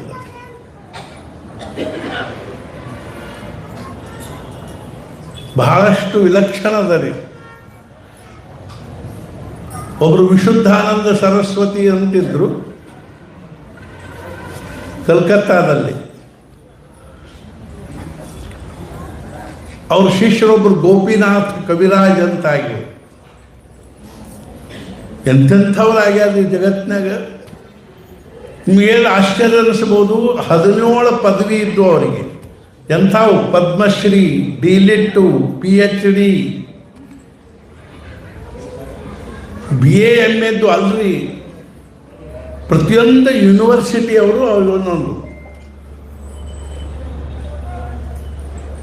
ಎಲ್ಲ ಯೂನಿವರ್ಸಿಟಿಯವರು ಅವ್ರನ್ನ ತಮ್ಮ ಯೂನಿವರ್ಸಿಟಿಯಲ್ಲಿ philosophy HOD head of department ಆಗ್ಬೇಕಂತ ಕರೆದ್ರೆ ಅವ್ರು ಎಲ್ಲೆಲ್ಲೂ ಹೋಗಲಿಲ್ಲ. ಕಾಶಿ ಒಳಗೆ ಒಂದು ಗೌರ್ಮೆಂಟ್ ಸಂಸ್ಕೃತ ಕಾಲೇಜ್ನಲ್ಲಿ ಪ್ರಿನ್ಸಿಪಾಲ್ ಆಗಿತ್ತು. ಜನರು ಕೇಳಿದ್ರು, ಅಲ್ಲಿ ಇಷ್ಟು ಸಣ್ಣ ಸಂಬಳ ಪಗಾರ, ಎಂತೆಂಥ ಯೂನಿವರ್ಸಿಟಿಗಳು ನಿಮ್ಮನ್ನು ಕರೆದ್ರೂ ಹೋಗಲಿಲ್ಲ, ಇಲ್ಲೇ ಇದ್ದಿಲ್ಲ ನೀವು. ಅವಾಗ ಅವರು ಒಂದು ಮಾತು ಹೇಳಿದ್ರಿ, ಯಾರಿಗೆ ಅದ್ರದ್ದು ಮಹತ್ವ ತಿಳಿದಿರ್ತಾರೋ ಅವ್ರು ಹಂಗೆ ಇರ್ತಾರೆ. ನಮ್ಮ ಮಹತ್ವ ಬೇರೆನೇ ಅವತ್ತು. ಒಂದು ಗಾಡಿ ತೊಗೊಂಡ್ಬಿಟ್ಟಿವಿ ಅಂದ್ರೆ ಮಸ್ತ್ ಆರಾಮ, ನಮ್ಮ ಮಹತ್ವ ಇಷ್ಟ. ಮನೆ ಮುಂದೆ ಒಂದು ಗಾಡಿ ನಿಂತು ಅಂದ್ರೆ ಆ ದಿನ ಇದು ಆ ಕೆಡವಾಲ್ತಾಗ ಅವ್ರು ಹೇಳಿದರು, ನಾ ಯಾಕೆ ಬೇರೆ ಯೂನಿವರ್ಸಿಟಿಗೆ ಹೋಗಿಲ್ಲ ಅಂದ್ರೆ ಕಾಶಿ ಒಳಗೆ ನನಗೆ ಸತ್ಸಂಗ ಸಿಗ್ತದೆ, ಸತ್ಪುರುಷರ ದರ್ಶನ ಆಗ್ತದೆ, ಅವ್ರ ಸತ್ಸಂಗ ಸಿಗ್ತದೆ. ಇದಕ್ಕಿಂತ ದೊಡ್ಡ ಯೂನಿವರ್ಸಿಟಿ ಇನ್ನು ಯಾವುದಿರ್ಲಿಕ್ಕೆ ಶಕ್ತಿ. ನಾವು ಜೀವನದ ಅರ್ಥನ ಮಾಡಿಕೊಂಡಿದ್ವಿ. ಅವರೊಂದು ಪುಸ್ತಕ ಬರೆದಾರ, ಮನೀಷಿ ಕಿ ಲೋಕಯಾತ್ರ. ಅವ್ರು ಎಷ್ಟರೇ ಅಡ್ಡಾಡಿ ಸಾಧು ಸತ್ಪುರುಷನ ಭೇಟಿ ಮಾಡಿದ್ದಾರೆ, ಅನೇಕ ಆತ್ಮಜ್ಞಾನಿಗಳನ್ನ ಭೇಟಿ ಮಾಡಿದ್ದಾರೆ. ಒಂದು 14 ವರ್ಷದ ಹುಡುಗಿ ಆತ್ಮಜ್ಞಾನಿಯಾಗಿತ್ತು, ಆಕಿನ್ನೂ ಹೋಗಿ ಭೇಟಿ ಮಾಡ. ಅರ್ಥಾತ್ ಏನು ಅಂದ್ರೆ ಇಂಥ ವಿಲಕ್ಷಣ ಮನುಷ್ಯ ಇತ್ತು. ಅವರ ಗುರುಗಳಿದ್ರು ವಿಶುದ್ಧಾನಂದ ಸರಸ್ವತಿ. ಅವ್ರದ್ದು ಜ್ಞಾನ ಗಂಜ್ ಅಂತ ಒಂದು ಆಶ್ರಮ ಹಿಮಾಲಯದಲ್ಲಿ ಟಿಬೇಟದ ಆಚೆಗೆ. ಅವರು ಒಂದ್ಸಲ ಕಲ್ಕತ್ತಾದಲ್ಲಿ ತಮ್ಮ ಖೋಲಿ ಒಳಗೆ 4-6 ಜನ ಭಕ್ತರ ಜೊತೆ ಮಾತಾಡ್ಕೋತ ಕೂತಾಗ ಅವ್ರೇನಂದ್ರು, ಭಕ್ತರು ಶಿಷ್ಯರು, ಅಲ್ಲಿ ಗುರುಗಳೇ ನಾವು ಕಮಲನಾಭ ಪದ್ಮನಾಭ ಅಂತೆಲ್ಲ ಅಂತೀವಿ, ಅದು ಸುಮ್ಮನೆ ಕಲ್ಪನಾನೋ ಏನಾದ್ರು ಅದರೊಳಗೆ ತಥ್ಯ ಅದನೋ. ಅವರನ್ನು ನೀವು ಕಲ್ಪನಾ ಯಾಕಂತೀರಿ? ಅದಕ್ಕೆ ಅದು ಹೆಂಗೆ ಶಕ್ಯದ ರೀ? ಪಕ್ಕದೊಳಗೆ ಕಮಲ ಆಗೋದು, ಪದ್ಮ ಆಗೋದು, ಅವಾಗ ಅವರೇನು ನೀವು ನೋಡಿದ್ರೆ ಖಾತ್ರಿ ಆಗ್ತದಿಲ್ಲೋ? ಏನು ನೋಡಿದ್ರೆ ಖಾತ್ರಿ ಆಗ್ತದೆ? ನೋಡ್ರಿ ಹಂಗಾರ ಅಂತ ತಿಳ್ಕೊಂಡು ಒಂದು ಸ್ವಲ್ಪ ಹಿಂಗೆ ಕೂತವರು ತಮ್ಮ ಹೊಟ್ಟೆ ಮೇಲೆ ಹಿಂಗೆ ಕೈ ಆಡಿಸ್ಕೊಂಡ್ರು. ಕೈ ಆಡಿಸ್ಕೊಂಡು ಕೂಡಲೇ ಆ ಹೊಕ್ಕಳು ಏನಾಯ್ತು ಅಂತ ಸ್ವಲ್ಪ ಮುಂದೆ ಬಂತು. ನಿಮಗೇನೋ ಆಶ್ಚರ್ಯ ಅನಿಸ್ಬೋದು, ಅದರೊಳಗೆ ಕಮಲದ ಬಗ್ಗೆ ಬಂತು. ಆ ಪುಸ್ತಕ ಓದಿ ನೋಡಿ ಗೊತ್ತಾಗ್ತದೆ. ಮನೀಷಿಕಿ ಲೋಕಯಾತ್ರ, ಕಮಲದ ಮಗ್ಗಿ ಬಂದು ಅದು ಹಿಂಗೆ ಮ್ಯಾಲೆ ಹೋಗಿ 7-8 ಫೂಟ್ ಮ್ಯಾಲೆ ಹೋಗಿ ಹಿಂಗೆ ಅರಳುತ್ತದೆ. ಆ ಕೋಲಿ ತುಂಬ ಸುಗಂಧ ವಾಸನೆ. ಅವಾಗ ಕೂತವ್ರು ಹೇಳಿದ್ರು, ಇದೇನು ಜಾದೂ ಅಲ್ಲಿದು, ಪ್ರತಿಯೊಬ್ಬನ ನಾಭಿ ಹತ್ರ ಇಂಥ ದಿವ್ಯವಾಗಿರ್ತಕ್ಕಂಥ ಕಮಲಗಳ ಬೀಜವು. ಅದು ನಮಗೆ ಅವನ್ನೇನದ ಆ ಕಮಲದ ರೂಪದಲ್ಲಿ ನಮಗೆ ಅದನ್ನು ಬೆಳೆಸ್ಲಿಕ್ಕೆ ಬರಂಗಿಲ್ಲ ಅಷ್ಟು. ಇದು ಯಾವ ಡಾಕ್ಟ್ರಿಗೆ ತಿಳಿಲಿಕ್ಕೆ ಶಕ್ಯದ? ಇನ್ನೊಂದು ದಿವಸ ಏನಾಯ್ತು, ಹಿಂಗೆ ಕೂತಿದ್ರು. ಕೂತಾಗ ಒಬ್ಬರು ಬಂದು ನಮಸ್ಕಾರ ಮಾಡಿದ್ರು. ನಮಸ್ಕಾರ ಮಾಡಿ ಅವರು ಆಹಾ ಆಹಾ ಅಂತಿದ್ರು. ಏನೋ ನೋವು ಆದಂಗೆ.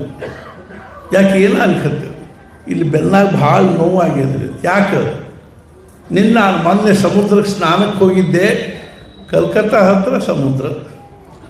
1-2-3 ತೆರೆ ಬಂದು ಅಪ್ಪಳಿಸ್ಬಿಟ್ಟು ಇಲ್ಲೆಲ್ಲ ಬೆನ್ನಾಗ ನೋವಾಗಿ. ಅದು ಅಷ್ಟೊತ್ತಿಗೆ ಇನ್ನೊಬ್ರು ಏನಂದ್ರು, ನನಗೂ ಹಿಂಗಾಗಿತ್ತು, ನಾನೊಂದು ಔಷಧ ಹಚ್ಕೊಂಡೇ ಕಡಿಮೆ ಆಯಿತು. ಇವ್ರು ಕೇಳಿದ್ರು, ಯಾವ ಔಷಧ? ಹೆಸರು ನೆನಪಿಲ್ಲ. ಎಲ್ಲಿದು? ಜರ್ಮನ್ನದ್ದು. ಅದು ಕಂಟೆಂಟ್ಸ್ ಏನಿತ್ತು ಗೊತ್ತಿಲ್ಲ, ಇದಕ್ಕೂ ಅರ್ಥ. ಆಮೇಲೆ ಅವರು ಸುಮ್ಮನೆ ಹಿಂಗೆ ಪದ್ಮಾಸನ ಹಾಕ್ಕೊಂಡು ಕೂತರು. ಒಂದು ಬಟ್ಲ ತರಲಿಕ್ಕೆ ಹೇಳಿದರು. ಒಂದು ಬಟ್ಲ ತಂದು ಮಗ್ಗಲು ಸ್ಟೂಲ್ ಮೇಲೆ ಇಟ್ಟು ಕೂಡ ಅವ್ರು ಕಣ್ಣು ಮುಚ್ಕೊಂಡು ಕೂತರು. ಸ್ವಲ್ಪ ಹೊತ್ತು ಹಿಂಗೆ ಬಟ್ ಮಾಡಿ ಅಷ್ಟೊತ್ತಿಗೆ ಆ ಬಟ್ಟಲ್ದಾಗ ತಟ ತಟ ತಟ ಎಣ್ಣೆ ಬೀಳಿಕ್ಕೆ ಆ ಬಟ್ಲ ಅರ್ಧ ತುಂಬ್ತೀವಿ. ಯಾರು ಅದನ್ನು ಉಪಯೋಗ ಮಾಡಿದ್ರು ತೋರಿಸಿದ್ರು, ಇದೇ ಎಣ್ಣೆ ಅಂತ. ಹೌದು, ಇದೇ ಎಣ್ಣೆ ಅಂತ. ಈ ಎಣ್ಣೆ ಎಲ್ಲಿಂದ ಬಂತದು? ಇಂಥದ್ದು ಎಷ್ಟರೇ ಈ ದೇಹದೊಳಗದ ಅಂದರೆ ಕಲ್ಪನಾ ಮಾಡಲಿಕ್ಕೆ ಇರ್ಬಾರ್ದು. ಮಹಾರಾಜರು ಸಂಚಾರ ಮಾಡ್ಕೊತ ಹೋದಾಗ ಒಂದು ಗುಹಾದಲ್ಲಿ ಹೋದರು. ಅಲ್ಲೊಬ್ರು ಯೋಗಿ ಕೂತಿದ್ರು. ಮಹಾರಾಜರು ಹೋಗಿ ಅವ್ರ ಮುಂದೆ ನಿಂತು ಕೂಡಲೇ ಸ್ವಲ್ಪ ಹೊತ್ತಿಗೆ ಕಣ್ಣು ತೆಗೆದು ಕೂಡಲೇ ಮೊದಲೇ ಪ್ರಶ್ನೆ ಏನು ಕೇಳಿದ್ರು, ರಾಮಾವತಾರ ಆಯ್ತೇನು ಅನ್ನೋ. ಅರೆ, ಮಹಾರಾಜರು ರಾಮಾವತಾರ ಆತ, ಕೃಷ್ಣಾವತಾರ ಆತ, ಈ ಕಲಿಯುಗ ನಡೆದು ರಾಮಾವತಾರ ಆಗಿ ಹೋಯ್ತ. ಯಾಕೆ, ಏನಾಯ್ತು? ನಾನು ರಾಮ ಹುಟ್ಟೋಕ್ಕಿಂತಲೂ ಮೊದಲು ರಾಮ ಹುಟ್ಟಿದ ಮೇಲೆ ಅವನ ದರ್ಶನ ತಗೊಂಡು ದೇಹ ಬಿಡಬೇಕು ಅಂತ ಕೂತೀನಿ ಅಂತ.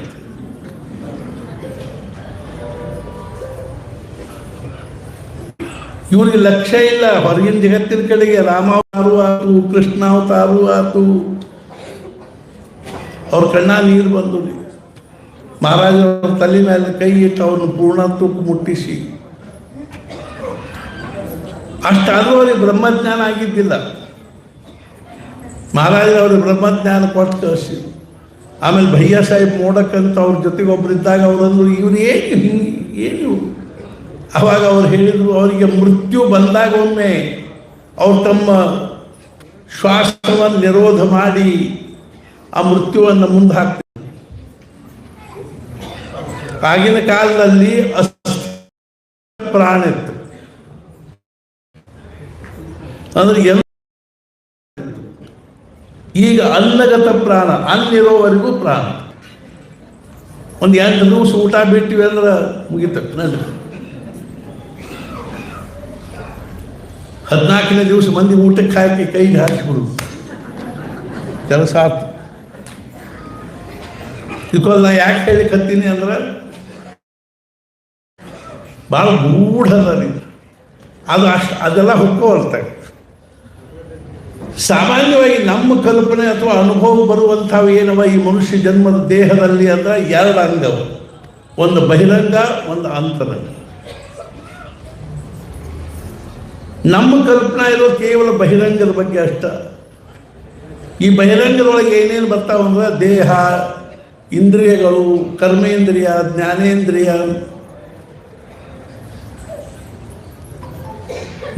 ಕಣ್ಣು, ಕಿವಿ, ಮೂಗು, ನಾಲಿಗೆ, ತ್ವಚ, ಕೈ, ಕಾಲು, ಬಾಯಿ ಇತ್ಯಾದಿ.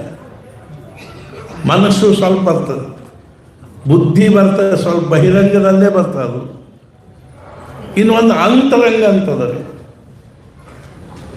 ಅಂತರಂಗದಲ್ಲಿ ಏನದ ಅಂದ್ರೆ ಅಲ್ಲಿ ಅಂತರಂಗದಲ್ಲಿ ಚೈತನ್ಯ ಅದು, ಆತ್ಮ ಅದ. ಅದೇ ರೀತಿ ಮನಸ್ಸದ, ಬುದ್ಧಿ ಅದು. ಈ ಎರಡು ಅಂಗಗಳನ್ನು ಇಟ್ಟುಕೊಂಡೇ ನಮ್ಮ ಮನುಷ್ಯ ಜೀವನ ನಡೀತಾ ಇದೆ. ಈ ಎರಡು ಅಂಗಗಳಲ್ಲಿ ಸಾಮಾನ್ಯವಾಗಿ ನಮ್ಮ ಬಹಿರಂಗ, ಈ ಹೊರಗಿನ ದೇಹದ ಹೊರಗಿನ ಒಂದು ಅಂಗದ ಬಗ್ಗೆನೇ ನಮಗೆ ಲಕ್ಷ್ಯ ಅದ. ಅಲ್ಲದೆ ನಮ್ಮದೊಂದು ಭಾಳ ಒಂದು ಕಲ್ಪನಾ ಏನಾಗಿಬಿಟ್ಟದ ಗಾಢವಾಗಿ ಅಂತಂದರೆ, ಭಗವಂತ ಯಾವ ಈ 5 ಜ್ಞಾನೇಂದ್ರಿಯಗಳನ್ನು ನಿರ್ಮಾಣ ಮಾಡಿದಾನೋ, ಕಣ್ಣು, ಕಿವಿ, ಮೂಗು, ನಾಲಿಗೆ ಮತ್ತು ಚರ್ಮ, ಅವುಗಳಿಗೆ ಅನುಸಾರವಾಗಿ ಶಬ್ದ, ಸ್ಪರ್ಶ, ರೂಪ, ರಸ, ಗಂಧ, ಪೃಥ್ವಿ, ಆಕಾಶ, ಆಪ್, ತೇಜ್, ವಾಯು, ಈ ವಿಷಯಗಳು ಉಳ್ಳಂಥ ಒಂದು ಪದಾರ್ಥಗಳನ್ನು ಸೇವಿಸಿ ದೇಹದ ಮಾಧ್ಯಮದಿಂದ ಇಂದ್ರಿಯಗಳ ಮೂಲಕ ಆ ವಿಷಯಗಳನ್ನು ಒಳಗೆ ಹಾಕಿ ನಾವು ನಮ್ಮ ಮನಸ್ಸನ್ನು ಸಂತೋಷಪಡಿಸುತ್ತಾ ಇರೋದೇ ನಮ್ಮ ಜೀವನದ ಪರಮ ಪುರುಷಾರ್ಥ ಅಂತ ತಿಳ್ಕೊಂಡು. ಅಂದ್ರೆ ಪ್ರಪಂಚದೊಳಗೆ ತಿನ್ನೋದು, ಕುಡಿಯೋದು, ಅರ್ಥ ನೋಡೋದು, ಕೇಳೋದು, ಅದಕ್ಕೆ ದೇಹನೂ ಬೇಕು, ಇಂದ್ರಿಯವೂ ಬೇಕು, ಮನಸ್ಸೂ ಬೇಕು.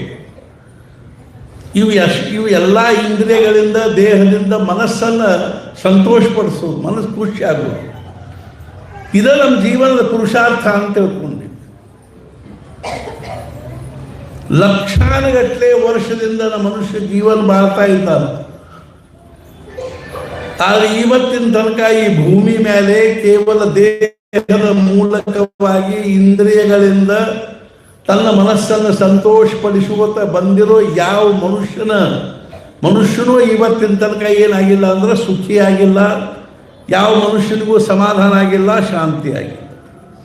ನೀವು ಬೇಕಾದಷ್ಟು ತಿನ್ನಿರಿ, ಕುಡೀರಿ, ನೋಡ್ರಿ, ಕೇಳ್ರಿ, ಇದು ವಿಚಿತ್ರ ರಚನೆ ಆದರೆ ಈ ಪ್ರಪಂಚದ ವಿಷಯ ಹೆಂಗದ ಅಂದ್ರೆ, ಮೊದಲನೇದಾಗಿ ಅದರೊಳಗಿರೋ ದೋಷ ಹೇಳ್ತೀನಿ ನಾನು.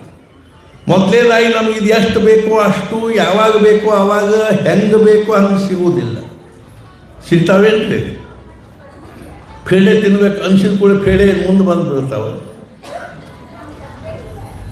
ಎಷ್ಟು ಬೇಕೋ ಅಷ್ಟು, ಏನು ಬೇಕೋ ಅದು, ಯಾವಾಗ ಬೇಕೋ ಆವಾಗ ಸಿಗುವುದಿಲ್ಲ. ಅಕಸ್ಮಾತ್ ನಮಗೆ ಬೇಕಾದದ್ದು ಸಿಕ್ತಂತ ತಿಳ್ಕೊ, ನಮಗದು ಅನುಭವಿಸ್ಲಿಕ್ಕೆ ಪರಿಸ್ಥಿತಿ ಅನುಕೂಲ ಇರ್ತದೋ ಅದನ್ನೋ ಇಲ್ಲೋ ಹೇಳಲಿಕ್ಕೆ ಬರಂಗಿಲ್ಲ. ಪರಿಸ್ಥಿತಿ ಅನುಕೂಲ ಇಲ್ಲ, ಸುಮ್ಮನೆ ಕೂಡ್ಬೇಕಾಗ್ತದೆ. ವಸ್ತು ಮುಂದದ, ಅದು ಅನುಭವಿಸ್ಬೇಕು ಅಂದ್ರೆ ಪರಿಸ್ಥಿತಿ ಅನುಕೂಲ ಇಲ್ಲ ಅಂದ್ರೆ ಅದು ಪರಿಸ್ಥಿತಿನೂ ಅನುಕೂಲ ಬೇಕು. ಪರಿಸ್ಥಿತಿನೂ ಅನುಕೂಲ ಅದ ಅಂತ ತಿಳ್ಕೊ, ನಾವು ಅದನ್ನು ಸೇವನೆ ಮಾಡಿದ್ವಿ, ಏನೋ ತಿನ್ಬೇಕನ್ನಿಸ್ತು, ಅದು ತಿನ್ನೋ ಪದಾರ್ಥನೂ ಸಿಕ್ತು, ತಿನ್ನಲಿಕ್ಕೆ ಟೈಮ್ನೂ ಅದ, ತಿಂದ್ವಿ. ಎಷ್ಟು ತಿಂದ್ವಿ ಅಂದ್ರೆ ಆಮೇಲೆ ಅದು ಒಲ್ಲಾಗ್ತದೆ. ಒಲ್ಲಾಗ್ತದೆ, ನಾಲ್ಗಿ ಮೇಲೆ ಏನವ ಕೋಶವರಿ, ಆ ರುಚಿ ಅನುಭವಿಸೋ ಕೋಶವ. ಈ ನೋಡಿ ನಾಲ್ಗಿ ಮೇಲೆ ಹಚ್ಕೊಂಡು ಕೂಡಲೇ ಗೊತ್ತಾಗ್ತದೆ ಖಾರದನೋ, ಹುಳಿಯದನೋ, ಸಿಹಿಯದನೋ ಅಂತ. ಅವು ಕೋಶ ಏನು ಮಾಡ್ತಾವಂದ್ರೆ ದ್ರಣಿತಾವು. ದ್ರಳದು ಏನು ಮಾಡ್ತಾವ, ಸಾಕಂತಾವ. ಆಮೇಲೆ ತಿನ್ಬೇಕು ಅನ್ಸಂಗಿಲ್ಲ. ಅಥವಾ ಒಮ್ಮೆ ಸಾಕಷ್ಟು ತಿಂದಿವ ಅಂತ ತಿಳ್ಕೊಡು, ಮತ್ತೆ ಬ್ಯಾಡ ಅನ್ನಿಸ್ತದೆ. ಒಂದ್ಸಲ ಸಾಕಷ್ಟು ತಿಂದರೂ ಸಹಿತ ಮತ್ತೆ ಬೇಕು ಅನ್ನಿಸ್ತದೆ. ಮತ್ತೆ ಬೇಕನ್ನಿಸಿದಾಗ ಸಿಗ್ಬೇಕಲ್ಲ. ಮತ್ತು ಅದು ತಿಂದ್ವಿ, ಅಪಚನ ಆಗಿ ಹೊಟ್ಟೆ ಕೆಟ್ಟು ದವಾಖಾನೆಗೆ ಹೋಗಿ ಬಂದು ಸಾಕಷ್ಟು ಅನುಭವಿಸಿದ ಬಳಕು ಮತ್ತೆ ತಿನ್ಬೇಕನ್ನಿಸ್ತದೆ, ಮತ್ತೆ ತಿನ್ಬೇಕನ್ನಿಸ್ತದೆ, ಮತ್ತೆ ಸಿಗ್ಬೇಕಲ್ಲ. ಎಷ್ಟು ತಿಂದರೂ ಸಾಕು ಅನಿಸು, ಎಷ್ಟು ನೋಡಿದರೂ ಸಾಕು ಅನಿಸೋಲ್ಲ, ಎಷ್ಟು ಕೇಳಿದರೂ ಸಾಕು ಅಂತಿರ್ತಾರೆ. ಈಗ ಚಹಾ ಕುಡ್ದ ಬಂದೇನ್ರಿ, ಬ್ಯಾಡ್ರಿ ಸ್ವಲ್ಪ ತೊಗೊಳ್ಳಿ, ಒಂಚೂರ ಕೊಡ್ರಿ. ಊಟ ಮಾಡೇ ಬಂದೀವ್ರಿ, ಇಲ್ಲಿ ತೊಗೊಳ್ರಿ, ಒಂಚೂರ ತೊಗೊಳ್ರಿ, ಸ್ವಲ್ಪ ಶಿರಾ ತೊಗೊಳ್ರಿ ಮಾಡಿ ಕೊಡ್ರಿ. ಎಷ್ಟು ತಿಂದರೂ ಸಾಕಿಲ್ಲ, ಎಷ್ಟು ಕುಡಿದ್ರೂ ಸಾಕಿಲ್ಲ, ಎಷ್ಟು ನೋಡಿದ್ರೂ ಸಾಕಿಲ್ಲ. ಬೇಕಂದಾಗ ಸಿಗಂಗಿಲ್ಲ, ಬೇಕಂದಷ್ಟು ಸಿಗಂಗಿಲ್ಲ. ಸಿಕ್ಕದ್ದನ್ನು ಅನುಭವಿಸ್ಲಿಕ್ಕೆ ಆಗ್ತಂತ ಹೇಳಲಿಕ್ಕೆ ಬರಂಗಿಲ್ಲ.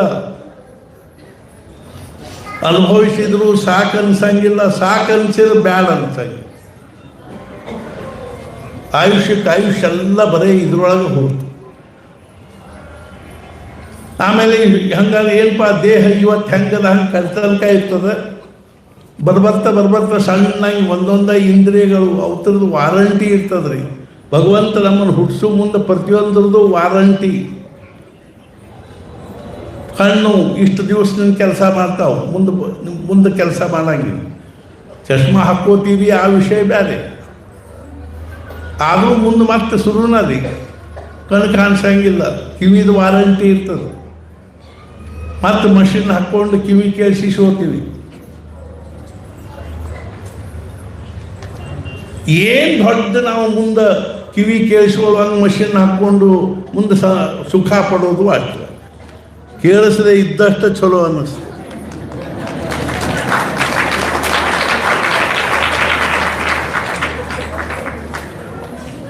ಅರ್ಥಾತೇನು ಹಲ್ಲೆಲ್ಲ ಬಿಡುವುದು ತಿನ್ಲಿಕ್ಕಾಗಂಗಿಲ್ಲ. ಮನ್ಯಾಗ ರಾತ್ರಿ ಅಂತಾರೆ ಒಂಚೂರ ಝುಣ್ಕ ಭಾಕರಿ ಹಾಕ, ಹಲ್ಲಿಲ್ಲ ಅಪಚನ ಆಗ್ತದೆ, ತಡೀಲಿಕ್ಕಾಗೋದಿಲ್ಲ. ರಾತ್ರಿ ಮತ್ತೆ ಎದ್ದು ಕೂಡ್ತೀರಿ, ತೋರಿಸ್ಲಿಕ್ಕೆ ಬರಂಗಿಲ್ಲ. ಹಲ್ಲಿನ ಸೆಟ್ ಹಾಕ್ಕೊಂಡ್ವಿ, ತಿಂದ್ವಿ, ಆದರೆ ವಯೋಮಾನಕ್ಕೆ ಅನುಸಾರವಾಗಿ ಅಪಚನ ಅಲ್ಲಿ ಕತ್ತಿ. ಯಾರೋ ಒಬ್ರು ಅಂದ್ರೆ ಭಗವಂತ ನೀ ಹಿಂಗೆ ಮಾಡಬಾರ್ದಾಗಿ. ಭಗವಂತನ ಏನು ಮಾಡೀನಿ ನಾನು?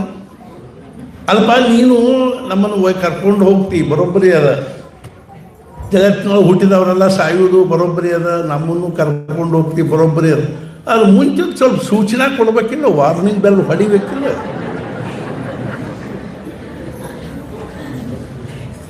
ಭಗವಂತನ ಎಷ್ಟು ಹೊಡೆದ್ರು ನೀವೇನು ದಾದ ಮಾಡೋದಿಲ್ಲ. ನಾನಾದ್ರೆ ಏನು ಮಾಡಿ ನನ್ನ ಟೈಮ್ ಆದ ಕೂಡ ನಾವು ಒಯ್ದು ಬಿಡ್ತೀನಿ. ಏನು ಹೊಡಿತಿ? ಭಗವಂತಂದ ನೋಡು, ಮೊದಲೇ ಬೆಲ್ ಏನು ಹೊಡಿತೀನಿ ಅಂದ್ರೆ ಸಣ್ಣಂಗೆ ಕೂದಲು ಬೆಳಗಾಲಿಕ್ಕೆ ಹತ್ತಾವು. ಮೊದಲೇ ವಾರ್ನಿಂಗ್ ಬೆಲ್ ಅದು. ನಾವು ಬಣ್ಣ ಹಚ್ಕೋತೀವಿ.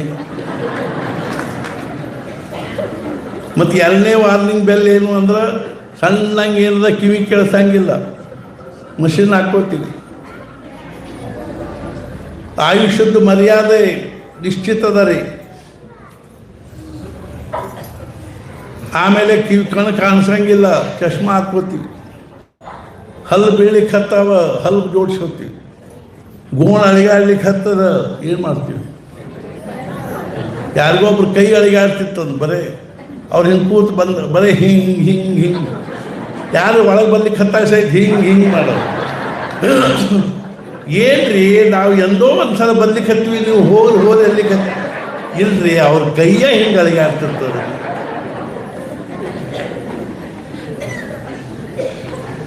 ಎಷ್ಟು ನಮೂನೆ ನೀವು ವಾರ್ನಿಂಗ್ ಬೆಲ್ ಹೊಡೆದ್ರು ನೀವೇನು ಕೇಳಂಗಿಲ್ಲ. ಮತ್ತು ಏನು ಮಾಡಿ ನಾನಾರೆ ನಿಮ್ಮ ಆಯುಷ್ಯ ಮುಗಿದ್ಕೊಳ್ಳೆ ಒಯ್ದು. ಅರ್ಥಾತ್ ನಾ ಯಾಕೆ ಹೇಳಲಿಕ್ಕೆ ಹತ್ತೀನಿ ಅಂದ್ರೆ, ಎಷ್ಟು ನಾವು ಈ ಹೊರಗಿನ ದೇಹವನ್ನು, ದೇಹಕ್ಕೆ ಸಂಬಂಧಪಟ್ಟಿರೋ ಮನಿ, ಮಾರು, ದುಡ್ಡು, ಆಸ್ತಿ ಪಾಸ್ತಿ, ಬೆಳ್ಳಿ ಬಂಗಾರ, ವಸ್ತು, ಒಡವಿ, ಅಧಿಕಾರ, ಸಂಪತ್ತು ಬೇಕಾದಷ್ಟು ಬೆಳೆಸುವಲ್ವೇ. ಇದರೊಳಗಿಂದ ಜೀವನದ ಪ್ರಶ್ನೆ ಬಗೆಹರಿಯಂಗಿಲ್ಲ. ಇನ್ನೊಂದು ಹಂಗದ ನೋಡ್ರಿ, ಅದು ಖಾಲಿನ ಕೂತ. ಹೊರಗಿನಿಂದ ಎಷ್ಟೇ ಸಮೃದ್ಧವಾಗಿದ್ರು ಒಳಗೆ ಹಾಲೋ ಅದ, ಪೋಕಳದ. ಒಳಗೆ ಏನೇನು ಸಮಾಧಾನ ಇಲ್ಲ, ಶಾಂತಿ ಇಲ್ಲ, ಸುಖ ಇಲ್ಲ. ನೆಮ್ಮದಿ ಇಲ್ಲ ಮನಸ್ಸಿಗೆ. ಯಾಕೆ ಹಿಂಗಾಗಲಿಕ್ಕೆ ನಾವು ಅತ್ಲಾಗ ಅಲಕ್ಷ್ಯ ಮಾಡಿ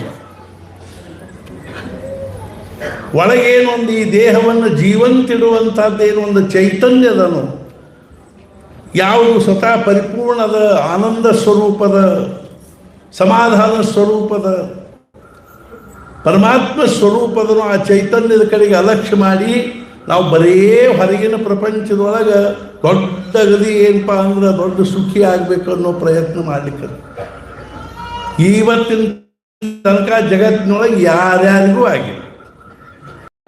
ಆದ್ದರಿಂದ ನಮ್ಮ ಭಾರತೀಯ ಋಷಿ ಮುನಿಗಳಾಗಲಿ ಸಾಧು ಸತ್ಪುರುಷರಾಗಲಿ ಏನು ಹೇಳ್ತಾರೆ ಅಂದ್ರೆ, ದೇಹಕ್ಕೊಂದು ಮರ್ಯಾದೆ ಅದಪ್ಪ, ಲಿಮಿಟೇಷನ್ ಅದ, ಅದನ್ನು ಅಷ್ಟು ಪೂರ್ತಿಯಾಗಿ ಇಟ್ಕೊಂಡು ಒಳಗೆ ಲಕ್ಷ್ಯ ಕೊಡುವಂಥ, ಒಳಗಿರ್ತಕ್ಕಂಥ ಪರಮಾತ್ಮನ ಕಡೆಗೆ ಲಕ್ಷ್ಯ ಕೊಡು. ಆ ಪರಮಾತ್ಮ ಆನಂದ ಸ್ವರೂಪ ಇದ್ದಾನ, ಆ ಪರಮಾತ್ಮ ಸಮಾಧಾನ ಸ್ವರೂಪ ಇದ್ದಾನ, ಶಾಂತಿ ಆನಂದ ತೃಪ್ತಿ ನಿನಗೆ ಒಳಗೆ ಸಿಗ್ತದೆ ಹೊರತು ನೀನು ಹೊರಗೆ ಬರೇ ಚಂದಂಗೇನು ಚಲೋ ದೊಡ್ಡ ಮನೆ ಕಟ್ಟಿದ್ರಿ, ಮನೆ ಮುಂದೆ ಒಂದೆರಡು ಗಾಡಿ ಇಟ್ಕೊಂಡ್ರಿ, ನಿನ್ನ ಮೊನ್ನೆ ಅಲ್ಲೋ ಒಂದು ಕಡೆ ಹೋಗಿದ್ವಿ, ಅವ್ರಿಗೆ ಅಲ್ಲಿ ಕೊಪ್ಪಳದಾಗ ಸತ್ಕಾರ ಮಾಡ್ಲಿಕ್ಕೆ ಹತ್ತಿದ್ರು, ನಮ್ಮ ಮಗಲ್ದಾಗ ಕೂತಿದ್ರು. ಹೇಳ್ತೀನಿ, ಇಷ್ಟು ಅವರು ಪೌಡರು ಏನು ಬಡ್ಕೊಂಡು ಬಂದಿದ್ರಲ್ಲ, ನಮ್ಗೆ ಹಮ್ ಘಮ್ ಘಮ್ ಘಮ್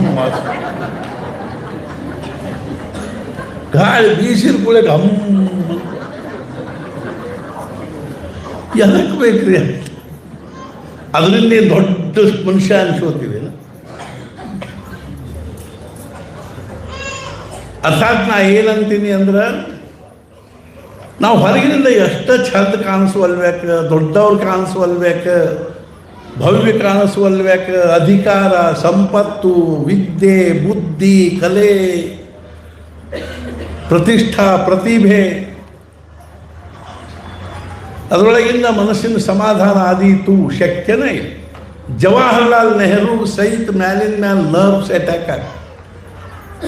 ಅವ್ರ PA ಒಬ್ಬರು ಬೆಲ್ಸರೆ ಅವ್ರಿಗೆ ಭೇಟಿಯಾದಾಗ ಹೇಳಿದರು, ಏನಾದರೂ ಒಂದು ಸ್ವಲ್ಪ ದೊಡ್ಡ ಘಟನಾ ಅವ್ರ ಕಿವಿ ಮೇಲೆ ಬಿದ್ದ ಕೂಡಲೇ ಒಂದು ನಮೂನಿ ನರ್ವಸ್ ಆಗಿಬಿಡ್ತಿದ್ರು, ಮಲ್ಕೊಂಡೇ ಬಿಡ್ತಿದ್ರು. ಎಂಥೆಂಥ ಶ್ರೀಮಂತರ ಕಣ್ಣೀರು ಹಾಕೋದನ್ನು ನೋಡಿದ್ರೆ ನಾ ಕೋಟ್ಯಾಧೀಶ. ಎಂಥೆಂಥ ದೊಡ್ಡ ದೊಡ್ಡ ಅಧಿಕಾರಿಗಳು ರಿಟೈರ್ ಆದ ಬಳಿಕ ಯಾರು ಕೇಳ್ತಾರೆ? ರಿಟೈರ್ಡ್ PSI ಸೈನ್ ಬೋರ್ಡ್ ಹಾಕಿರ್ತಾರೆ, ಹೆಂಡತಿ ಮಕ್ಕಳು ಸಹಿತ ದಾದ ಮಾಡೋದು. ಹೊರಗೆ ಹೋಗಿ ಇದನ್ನು ಮಾಡಿದ್ರೆ ಯಾರು ಕೇಳ್ಬೇಕು? ಅರ್ಥಾತ್ ನಾ ಯಾಕೆ ಹೇಳಲಿಕ್ಕೆ ಹತ್ತೀನಿ ಅಂದ್ರೆ, ನಾವು ಚಂದಂಗೆ ಇರುವಲ್ಬೇಕು. ಭಗವಂತ ನಮಗೆ ಹೆಂಗೆ ಕೊಟ್ಟಾನೋ ಸಕಾಶ ಅರ್ಥಾತ್ ಅನುಕೂಲತೆ ಶ್ರೀಮಂತಿಕೆ ಎಲ್ಲ ಇರ್ಕೋವಲ್ಲ, ಅದು ಜೀವನದ ಪ್ರಶ್ನೆ ಅದರೊಳಗಿಂದ ಬಗೆಹರಿಯಾಗಿ. ಇದು ನಮ್ಮ ಭಾರತೀಯ ಸಾಧು ಸತ್ಪುರುಷರ ಭಾರತೀಯ ಸಂಸ್ಕೃತಿ ಆಧ್ಯಾತ್ಮಿಕ ಪರಂಪರೆ ಬಹಳ ದೊಡ್ಡ ಮರ್ಮ ಏನದ ಅಂದ್ರೆ, ನೀವು ಅಂತರಂಗದ ಕಡೆಗೆ ಲಕ್ಷ್ಯ ಕೊಡ್ರಿ, ಒಳಗಿನಿಂದ ತಯಾರಾಗ್ರಿ. ನಾವು ಒಳಗಿನಿಂದ ಭಗವಂತನ ಜೊತೆಗೆ ನಾವು ಏನು ಮಾಡಬೇಕು ಅಂದ್ರೆ ತಾದಾತ್ಮ್ಯ ಆಗಲಿ. ನಮ್ಮ ಅಂತಃಕರಣದಲ್ಲಿರ್ತಕ್ಕಂಥ ಪರಮಾತ್ಮನನ್ನು ನಾವು ಪ್ರೇಮ ಮಾಡಬೇಕು, ಅವನನ್ನು ಒಲಿಸುವಳಿಗೆ ಪ್ರಯತ್ನ ಮಾಡಬೇಕು. ಇಲ್ಲದೆ ಹೊರಗೆ ಒಲಿಸ್ಕೋಬೇಕಾಗ್ತದೆ. ಅವನ ಒಂದು ಪ್ರೀತಿಗೆ ಪಾತ್ರ ಆಗಬೇಕು, ಪ್ರೇಮಕ್ಕೆ ಪಾತ್ರ ಆಗಬೇಕು. ಭಗವಂತ ಏನಂತಾರೆ, you look me I look you. ನೀವು ನನ್ನ ಕಡೆಗೆ ಎಷ್ಟು ನೋಡ್ತೀರೋ ಅಷ್ಟು ನಾನು ನಿಮ್ಮ ಕಡೆಗೆ ನೋಡ್ತೀನಿ. ನಮ್ಮ ಕಡೆಗೆ ಬರ್ತಾರ್ರಿ, ನಮ್ಮ ಹುಡುಗನಿಗೆ ನೌಕರಿನ ಹತ್ತು ಅಲ್ತೀರಿ, ಜಪ ಎಷ್ಟು ಮಾಡ್ತೀರಿ? ಜಪಾರೇ ಹಿಂಗೆ ಆದಷ್ಟು. ಮತ್ತು ಭಗವಂತನು ನಿಮ್ಮ ಕಡೆಗೆ ಆದಷ್ಟು. ಮತ್ತು ನೀವು ಆದಷ್ಟು ಮಾಡಿದ್ಬೇಕು, ಅವ್ಯಾಕೆ ನಿಮ್ಮ ಬಗ್ಗೆ ಹೆಚ್ಚಿಗೆ ಕಾಳಜಿ ವಹಿಸ್ಬೇಕಂದ್ರೆ? ಈ ಪ್ರಪಂಚದೊಳಗೆ ಏನಾದರೂ ಸುಖ ಶಾಂತಿ ಸಮಾಧಾನ ತೃಪ್ತಿ ಆನಂದ ಇದ್ದರೆ ಅದು ಕೇವಲ ಭಗವಂತನ ಟ್ರೇಜರಿ ಒಳಗದ. ಸಮಾಧಾನವನ್ನು ನಾವು ತನ್ನ ಟ್ರೇಜರಿ ಒಳಗೆ ಇಟ್ಕೊಂಡು ಅದು ಬೀಗ ಹಾಕಿ ಆ ಬೀಗದ ಕೈ ತನ್ನ ಜನಿವಾರವಾಗಿ ಇಟ್ಕೊಂಡ್ಬಿಟ್ಟ. ನಿಮಗೆ ಸಮಾಧಾನ ಬೇಕು, ಅವನ ಕಡೆಗೆ ಹೋಗು. ಈ ಜಗತ್ತಿನೊಳಗೆ ಯಾವುದೇ ವಸ್ತು, ವ್ಯಕ್ತಿ, ಪರಿಸ್ಥಿತಿ ಸಮಾಧಾನದ ರಾ ಮಟೀರಿಯಲ್ ಅಲ್ಲ. ಇದರೊಳಗಿಂದ ನಾವು ಸಮಾಧಾನ ನಿರ್ಮಾಣ ಮಾಡ್ತೀವಿ, ಶಕ್ಯನೇ ಇಲ್ಲ. ನಾವು ಕೊಪ್ಪಳದ ಮುಖ್ಯವಾಗಿ ಏನು ಮಾತಾಡಿದ್ವಿ ಅಂದ್ರೆ ಮನಸ್ಥಿತಿ ಹಾಗೂ ಪರಿಸ್ಥಿತಿ ಇವುಗಳ ನಡಕ್ಕೆ ಯುದ್ಧ ನಡೆದು. ಪರಿಸ್ಥಿತಿ ನಮ್ಮ ಪ್ರಾರಬ್ಧಾನುಸಾರವಾಗಿ ಒದಗಿ ಬರ್ತದೆ. This world is great, divine is high. ನಾವು ಏನಾಗಿ ಹುಟ್ಟಿ ಬರಬೇಕು ಮೊದಲೇದು, ಯಾರು ಹೊಟ್ಟಿಲೆ ಹುಟ್ಟಿ ಬರಬೇಕು ಎರಡನೇದು. ಯಾರು ಹೊಟ್ಟಿಲೆ ಹುಟ್ಟಿ ಬರ್ತೀವೋ ಅದಕ್ಕನುಸಾರವಾಗಿ ನಮ್ಮದೆಲ್ಲ ಅಣ್ಣ, ತಮ್ಮ, ಅಕ್ಕ, ತಂಗಿ, ಮಕ್ಕಳು, ಮರಿ ಎಲ್ಲ ಏನದನು ನೆಟ್ವರ್ಕ್ ಆಫ್ ರಿಲೇಷನ್ಶಿಪ್ ನಿಶ್ಚಿತದ. ಸಾವು ಮೃತ್ಯು ಎಲ್ಲಿ ಆಗಬೇಕು, ಹೆಂಗಾಗಬೇಕು ನಿಶ್ಚಿತದ. ಆಯುಷ್ಯ ಎಷ್ಟು ನಿಶ್ಚಿತದ. ನಮ್ಮ ದೇಹಕ್ಕೆ ಒದಗಿ ಬರ್ತಕ್ಕಂಥ ಸುಖ ದುಃಖ ನಿಶ್ಚಿತದ. ನಾವು ಸ್ವೀಟ್ ಮಾರ್ಟ್ ಮಾಲಕ್ಕಿದ್ರೂ ಸಹಿತ ಶುಗರ್ 400 ಇದ್ದರೆ ಡಾಕ್ಟರ್ ತರ ಹೊಳೆ ಸಹಿತ ನೋಡಬೇಡ ನೀವು ಅಂತ. ಏನು ಹಣೆ ಬಾರ್ದು ಇದು. ಅವು ಮಾಡೋರಂತ ಒಂಚೂರ ರುಚಿ ನೋಡಿ, ಅಯ್ಯೋ ಸತ್ತ ಬಿಡ್ತೀನಿ ನಾವು.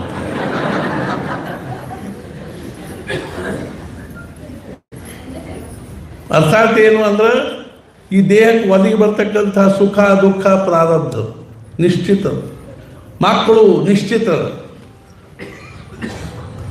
ಒಬ್ಬರಿಗೆ ಬರೇ 4 ಹೆಣ್ಣು ಇರ್ತಾವ್ರಿ, ಒಬ್ರು ಯಾರೋ ಬದುಕೇನು ಬರೇ 4 ಹೆಣ್ಣವರಿ. ಹೆಣ್ಣು ಇರ್ಕೊಳ್ಳು ಗಂಡು ಇರ್ಕೊಳ್ಳು ಇದ್ದದ್ದನ್ನು ಇಟ್ಕೊಂಡು ಸಮಾಧಾನದೇ ಇರಲಿ ಅಂತ ಇಲ್ಲ ಅನ್ನೋರ್ಕಿಂತಲೂ ಎಷ್ಟೋ ಚಲೋ ಅಲ್ಲೇನ್ರಿ. 4 ಹೆಣ್ಣರಿರು 4 ಗಂಡರಿರು, ಒಂದ ಇರಲಿ 2 ಇರಲಿ, ಅದರದ್ದೇನು ಫ್ಯಾಕ್ಟ್ರಿ ಇರ್ತದೆ ತನ್ನ ಮನ್ಯಾಗ ಒಟ್ಟಿಗೆ ಇಟ್ಕೊಂಡು ಮಾಡ್ಲಿಕ್ಕೆ. ನಮ್ಮ ಪ್ರಾರಬ್ಧರಪ್ಪ. ಮಕ್ಕಳು ಮರಿ ಅವು ದಡ್ಡವನು ಶಾಣೆ ಅವನು ಇಷ್ಟೆಲ್ಲದರ ಮಧ್ಯದಲ್ಲಿ ಸಿಕ್ಕೊಂಡು ನಾವು ಧರ್ತೀವಲ್ಲ, ನಾವು ಹಂಗೆ ಮಾಡ್ತೀನಿ, ನಾವು ಹಿಂಗೆ ಮಾಡ್ತೀನಿ. ನಿಮ್ಮ ಏನದ ನಮ್ಮ ಕೈಯಾಗ. ಒಬ್ಬ ಕೆಳಮಗಳ ಮನೆ ಭೇಟಿಯಾಗಿದ್ಲು.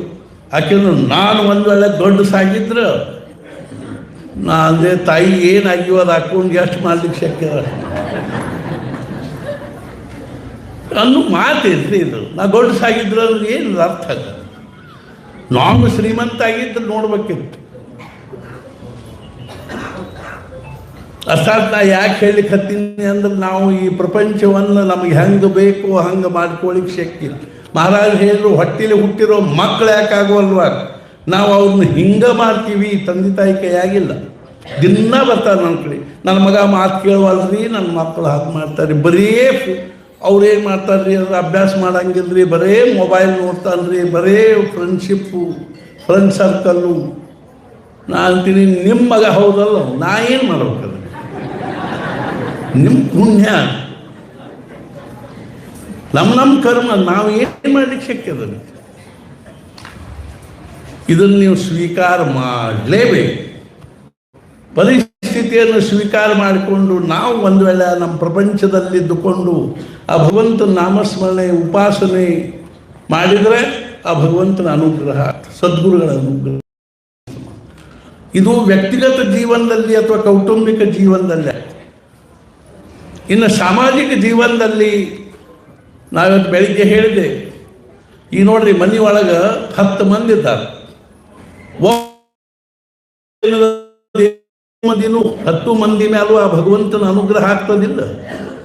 ಏನು ಎಲ್ಲರೂ 10 ಮಂದಿನೂ ಆ ದೇವ್ರ ಕಟ್ಟಿ ಮೇಲೆ ಜಗಲಿ ಮುಂದೆ ಕೂತ್ಕೊಂಡು ಪೂಜೆ ಮಾಡೋದಿರ್ತದೆ. ಒಬ್ಬರು ಪೂಜೆ ಮಾಡಿದ್ರು ಆ ಕುಟುಂಬದೊಳಗೆ ಭಗವಂತನ ಎಲ್ಲರಿಗೂ ಹೆಂಗೆ ಅನುಗ್ರಹ ಆಗ್ತದ. ಹಾಗೆ ನಮಗೇನು ಅನ್ನಿಸ್ತೀವಿ ಅಂದ್ರೆ ಹುಬ್ಬಳ್ಳಿ ಒಳಗೆ ಎಲ್ಲ ಮಾರುತಿ ಮಂದಿರಗಳಲ್ಲಿ ಪೂಜೆ ವ್ಯವಸ್ಥಿತವಾಗಿ ನಡ್ಕೊಂಡು ಹೋದರೆ ಇಡೀ ಹುಬ್ಬಳ್ಳಿ ಸುಖವಾಗಿದೆ.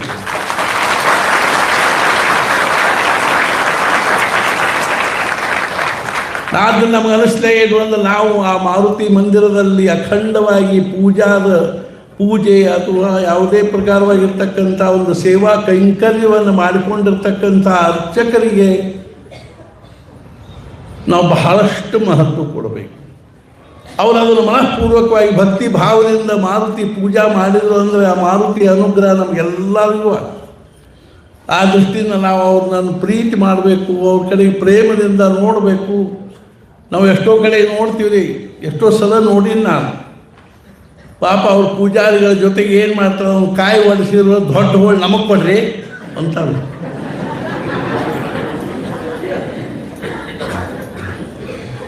ಸಣ್ಣ ಸಣ್ಣ ಹೋಳು ನೀವು ಇಟ್ಕೊಂಡು ದೊಡ್ಡ ಪೂಜಾರಿ ಇಟ್ಕೊಂಡು ದೊಡ್ಡ ಹೋಳು ನಮಗೆ ಕೊಡ್ಬೇಕು.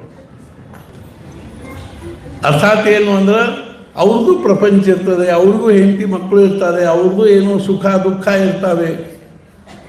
ಮತ್ತು ಅವರು ಚೆಂದಂಗೆ ಪೂಜೆ ಮಾಡಿದರೆ ನಮಗೆ ಸುಖ ಆಗುತ್ತೆ. ಮೊನ್ನೆ ನಾವು ಹನುಮಾನ್ ಚಾಲೀಸ ಇಲ್ಲಿ ದೊಡ್ಡ ಪ್ರಮಾಣದಲ್ಲಿ ನಡೆಯುವಾಗ ನಾವು ಹೇಳಿದ್ವಿ ಇಲ್ಲಿ ಬಂದು ಮೀಟಿಂಗ್ನಾಗ, ಇದು ಬರೇ ನಮ್ಮ ಶಕ್ತಿಯಿಂದ ನಡೆಯುವಂಥದ್ದಲ್ಲ, ನಮ್ಮ ಪ್ರಯತ್ನದಿಂದ ಆಗುವಂಥದ್ದಲ್ಲ. ಇದಕ್ಕೆ ಇಡೀ ಹುಬ್ಬಳ್ಳಿ ಅಷ್ಟೇ ಅಲ್ಲ, ಎಲ್ಲಿ ಶಕ್ಯದಲ್ಲಿ ಇಡೀ ಕರ್ನಾಟಕ ತುಂಬ, ಮಹಾರಾಷ್ಟ್ರ ತುಂಬ, ಮಹಾರಾಷ್ಟ್ರದಾಗೂ ಮಾಡಿದರೆ ಅವಾಗ ನಾವು ಹೇಳಿದ ಮೇಲೆ ಯಾರಿಗೆ ಯಾವ ಮಾರುತಿ ಮಂದಿರ ಸಮೀಪನೋ ಅಲ್ಲಿ ಹೋಗ್ರಿ, ದೀಪ ಹಚ್ಚಿರಿ, ಊದಿನ ಕಡ್ಡಿ ಹಚ್ಚಿರಿ, ಹುರ್ಕಾಡ್ಲಿ ಬೆಲ್ಲ ನೈವೇದ್ಯ ತೋರಿಸ್ರಿ. 1 ಸಲ 2 ಸಲ 3 ಸಲ 5 ಸಲ ಕೂತ ಹನುಮಾನ್ ಚಾಲೀಸ ಪಾಠ ಮಾಡಿರಿ ಮತ್ತು ಅವ್ರಿಗೆ ಪ್ರಾರ್ಥನಾ ಮಾಡಲಿಲ್ಲ ಏನು ಅಂದ್ರೆ, ಹೇ ಮಾರುತೆ, ನಿನ್ನ ಈ ಸುತ್ತಮುತ್ತಲಿನೆಲ್ಲ ಭಕ್ತ ಪರಿವಾರವನ್ನು ಕರ್ಕೊಂಡು ನಾಲ್ಕಿ ಹಾಲಿಗೆ ಬಾ, ಅಲ್ಲಿ ನಡೀತಕ್ಕಂಥ ಹನುಮಾನ್ ಚಾಲೀಸಾದಲ್ಲಿ ನೀನು ನಿನ್ನ ಭಕ್ತರು ಎಲ್ಲರೂ ಭಾಗವಹಿಸ್ರಿ ಅಂತ ನೀವು ಪ್ರಾರ್ಥನಾ ಮಾಡಿ. ಇವಾಗ ನಿಜವಾಗಿಯೂ ನಮಗೇನಾದರೂ ಅವಾಗ ಯಶಸ್ಸು ಅಥವಾ ಸಮಾಧಾನ ಆಗಿದ್ದರೆ ಕೇವಲ ಹುಬ್ಬಳ್ಳಿ ಒಳಗಿನ ಮಾರುತಿ ಮಂದಿರಗಳ ಎಲ್ಲಗಳಲ್ಲಿ ನಾವೇನು ಹನುಮಾನ್ ಚಾಲೀಸ ಪಾಠ ಮಾಡಿ ಬಂದ್ವಿ ಅದರದ್ದೇ ಫಲ. ಬರೀ ಲಕ್ಷಗಟ್ಟಲೆ ದುಡ್ಡು ಕೂಡಿಸಿದ್ವಿ ಅನ್ನೋದರಿಂದ ಆಗುವಂಥದ್ದಲ್ವೇ. ಆ ಭಗವಂತನ ಅನುಗ್ರಹ ಬೇಕು, ಆ ಪರಮಾತ್ಮನ ಆಶೀರ್ವಾದ ಬೇಕು ನಮಗೆ. ಆದ್ದರಿಂದ ನಮಗೆ ಅನ್ನಿಸ್ತಲ್ಲ ಏನು ಅಂದರೆ, ಕೇವಲ ಹುಬ್ಬಳ್ಳಿ ಅಲ್ಲ, ಮತ್ತೊಂದು ಸಲ ನಾವು ಇದು ಆದಮೇಲೆ ಧಾರವಾಡದಲ್ಲೂ ಮಾಡ್ತೀವಿ, ಆಮೇಲೆ ಮತ್ತೆ ಬೇರೆ ಬೇರೆ ಹುಬ್ಬಳ್ಳಿ, ಬೆಳಗಾವಿ, ಶಿವಮೊಗ್ಗ, ಮತ್ತು ಎಲ್ಲಿ ನಮಗೆ ಅಲ್ಲಿ ಒಂದು ಭಕ್ತರ ಸಹಕಾರ ಸಹಯೋಗ ಎಲ್ಲೆಲ್ಲಿ ಸಿಗುತ್ತದನೋ ಅಲ್ಲೆಲ್ಲ ಕಡೆಗೂ ಮಾರುತಿ ಮಂದಿರಗಳ ಒಂದೆಲ್ಲ ಏನದ ಅಂದ್ರೆ ಅಲ್ಲಿ ಮಂದಿರಗಳಲ್ಲಿರ್ತಕ್ಕಂಥ ಅರ್ಚಕರನ್ನು ಅತ್ಯಂತ ಪ್ರೀತಿಯಿಂದ ಆತ್ಮೀಯತೆಯಿಂದ ನಮ್ಮ ಪರಿವಾರದಲ್ಲಿ ಕರ್ಕೊಂಡು ಅವ್ರಿಗೆ ಏನಾದರೂ ನಾವು ಒಂದು ಚೂಚಾರ ಏನು ಮಾಡ್ಕೋತ ಇರಬೇಕು ಅಂದ್ರೆ ಅವರು ಸೇವಾ ಮಾಡೋದಕ್ಕೆ ಪ್ರೋತ್ಸಾಹ ಅನ್ನುವಂಥ ದೃಷ್ಟಿಯಿಂದ ನಾವು ಏನಾದರೂ ಅವ್ರ ಜೊತೆಗೆ ಆತ್ಮೀಯತೆಯಿಂದ, ಅರ್ಥಾತ್ ನಾವು ಸಂಬಂಧವನ್ನು ಇಟ್ಕೊಂಡದ್ದಾದರೆ ಅವ್ರಿಗೂ ಒಂದು ಉತ್ಸಾಹ ಬರ್ತದೆ. ನಮ್ಮ ಹಿಂದೆ ಏನೋ ಒಂದು ವಿಶಾಲವಾಗಿರ್ತಕ್ಕಂಥ ಸಮಾಜದ ಒಂದು ಸಂಘಟನೆ ಅದ ಅನ್ನುವಂಥ ಭಾವದಿಂದ ಅವರಿಗೂ ಧೈರ್ಯ ಬರ್ತದೆ ಮತ್ತು ಪೂಜೆ ಪುನಸ್ಕಾರಗಳನ್ನು ಮಾಡ್ಕೊಂಡು ಹೋಗುವುದ್ರೊಳಗೆ ಅವ್ರಿಗೆ ಇನ್ನೂ ಹೆಚ್ಚಿನ ಉತ್ಸಾಹ ಆಗ್ತದೆ. ಅವ್ರ ಜೊತೆ ನಾವು ಇದ್ದೀವಿ ಅಂತ ಅವ್ರಿಗೆ ಅನ್ನಿಸ್ಬೇಕು. ಇದು ಸಮಾಜದ ಕರ್ತವ್ಯದರೇನು.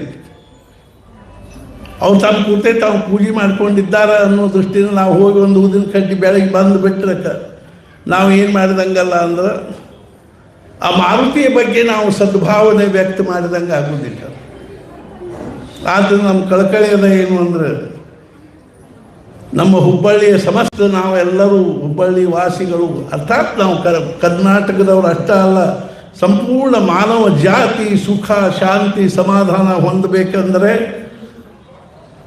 ನಮ್ಮ ಆರಾಧ್ಯ ದೇವರಾಗಿರ್ತಕ್ಕಂಥ ಎಲ್ಲ ದೇವತೆಗಳ ಮಂದಿರಗಳಲ್ಲೂ ಪೂಜೆ ಪುನಸ್ಕಾರಗಳು ನಡೀಬೇಕು. ಆದರೆ ಈಗ ನಾವು ನಮ್ಮ ಪೂರ್ತೇಕನ ವಿಚಾರ ಮಾಡಿ ನೋಡಿದರೆ ನಮ್ಮ ಆರಾಧ್ಯ ದೇವರು, ನಮ್ಮ ಮನೆಯೊಳಗಿನ ದೇವರ ಪೂಜೆ ನಾವು ನಿಷ್ಠೆಯಿಂದ ಮಾಡಿದರೆ ಸಾಕು. ಎಲ್ಲರ ಮನೆಯೊಳಗಿನ ಪೂಜೆಗಳ ಬಗ್ಗೆ ನಾವು ವಿಚಾರ ಮಾಡಲಿಕ್ಕೆ ನಮಗೆ ಶಕ್ಯ ಆಗುವುದಿಲ್ಲ. ಹಂಗೆ ಆಯಾ ದೇವತೆಗಳ ಪೂಜೆ ಪುನಸ್ಕಾರಗಳ ಬಗ್ಗೆ ಆಯಾ ದೇವತೆಗಳ ಭಕ್ತರು ಭಾವಿಕರು ಅದರ ಬಗ್ಗೆ ಅವರು ಪ್ರಯತ್ನ ಮಾಡ್ತಾನೇ ಇರ್ತಾರೆ.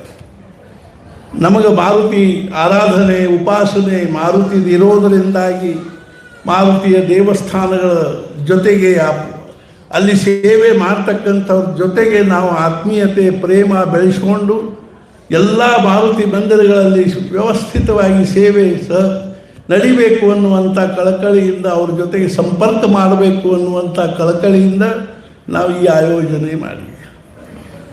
ಇವತ್ತು ಅವರಿಗೆಲ್ಲರಿಗೂ ನಾವು ಅತ್ಯಂತ ಒಂದು ಪ್ರೇಮದಿಂದ ಆತ್ಮೀಯತೆಯಿಂದ ಬಹಳಷ್ಟು ಅವ್ರಿಗೇನು ನಾವು ಮನೆ ತುಂಬಿಕೊಡ್ಲಿಕ್ಕೆ ಹತ್ತಿಲ್ಲ. ಆದರೆ ಹೆಂಗೆ ಒಂದು ಸತ್ಕಾರ ಸಮಾರಂಭ ಮಾಡಿದಾಗ ಒಂದು ಹೂ ಕೊಟ್ಟರು ಹೆಂಗೆ ನಾವು ಅವರಿಗೆ ಪ್ರೇಮ ತೋರಿಸಿದಂಗೆ ಆಗ್ತದೆ. ಮತ್ತು ನಾವು ಬೆಳಿಗ್ಗೆ ಹೇಳಿದೆ, ಮನುಷ್ಯನಿಗೆ ಯಾವುದೇ ಕ್ಷೇತ್ರದಲ್ಲಿ ಒಂದು ವಿಶೇಷವಾಗಿರ್ತಕ್ಕಂಥ ಕಾರ್ಯವನ್ನು ನಿರ್ವಹಿಸಿದ, ಯಾವುದೇ ಕ್ಷೇತ್ರದಲ್ಲಿ ಯಾವುದೇ ಒಂದು ವಿಶೇಷವಾಗಿರ್ತಕ್ಕಂಥ ಒಂದು ಅರ್ಥಾತ್ ತನ್ನ ಪರಾಕ್ರಮ ಪುರುಷಾರ್ಥ ತೋರಿಸಿದ ಅಂದರೆ ಸಮಾಜಕ್ಕೆ ಅವನ ಬಗ್ಗೆ ಒಂದು ಅಭಿಮಾನ ಅನ್ನಿಸ್ತದೆ, ಅವನಿಗೆ ಸತ್ಕಾರ ಮಾಡಬೇಕು ಅನ್ನಿಸ್ತದೆ. ಸಣ್ಣ ಸಣ್ಣ ಮಕ್ಕಳು ಸಹಿತ ಹಾಡು ಶಾಲೆ ಒಳಗೆ ಏನಾದ್ರು ಒಂದು ಡಾನ್ಸ್ ಮಾಡಿದ್ರು ಹಾಡಿದ್ರು ಅಂದ್ರೆ ಅವರಿಗೆ ಅರ್ಥಾತ್ ಅವ್ರಿಗೇನಾದರೂ ಒಂದು ಇದನ್ನು ಮಾಡ್ತಾ ಇದ್ರೆ, ಬಹುಮಾನ ಕೊಡ್ತಾ ಇದ್ರೆ ತಂದೆ ತಾಯಿ ಎಲ್ಲರೂ ಕುಟುಂಬದವರ ಆನಂದವನ್ನು ನೋಡ್ಲಿಕ್ಕೆ ಹೋಗ್ತಾರೆ, ಸಮಾರಂಭವನ್ನು ನೋಡ್ಲಿಕ್ಕೆ ಹೋಗ್ತಾರೆ. ಹೆಂಗೋ ಹಂಗೆ ಕ್ರಿಕೆಟ್ ಆಡೋರಿಗೆ ಸತ್ಕಾರ ಮಾಡ್ತಾರೆ, ಸಮಾಜದೊಳಗೆ ದೊಡ್ಡ ದೊಡ್ಡ ಗವೈಗಳಿಗೆ ಅವ್ರು ಹಾಡಿದ್ದು ಕೇಳಿ ಅವರಿಗೆ ಸತ್ಕಾರ ಮಾಡ್ತಾರೆ. ನಾನು ಅರ್ಧ ಬೆಳಿಗ್ಗೆ ಹೇಳಿದೆ, ಮೊನ್ನೆ ಕೊಪ್ಪಳದಲ್ಲಿ ಸ್ವಾಮಿಗಳು ಎಷ್ಟೊಂದು ಕಳಕಳಿಯಿಂದ ಆ ಹೆಣ್ಮಗಳನ್ನ ಒಬ್ಬಳನ್ನ ಕರೆಸಿದ್ರು. ಆಕೆ ಬೇರೆ ತೆಲುಗು, ಆಕೆ ತನ್ನ ಟೆರೆಸ್ ಮೇಲೇ ಆ ಡ್ರ್ಯಾಗನ್ ಫ್ರೂಟ್ಸ್ ಗಿಡ ಹಚ್ಚಿ ತಿಂಗಳಿಗೆ 1,00,000 ರೂಪಾಯಿ ಸಂಪಾದನೆ ಮಾಡ್ತಿದ್ಲು ಅಂತ ತಿಳ್ಕೊಂಡು ಆಕೆಗೆ ಸತ್ಕಾರ ಮಾಡಿದ್ರು. ಆಯಾ ಕ್ಷೇತ್ರದಲ್ಲಿರ್ತಕ್ಕಂಥವ್ರಿಗೆ ಹೆಂಗೆ ನಾವು ಒಂದು ಸತ್ಕಾರ ಮಾಡ್ತೀವಿ, ಹಂಗೆ ನಾವು ಅನ್ನಿಸ್ತಿಲ್ಲ. ಏನು ಅಂದ್ರೆ ಈ ಹನುಮಾನ ಮಾರುತಿಯ ಉಪಾಸನೆ, ಇದು ಹನುಮಾನ್ ಚಾಲೀಸ ಅಂದ್ವಿ ಕೆಲಸ ಮುಗೀತು ಅಂತ ಅಲ್ರಿ.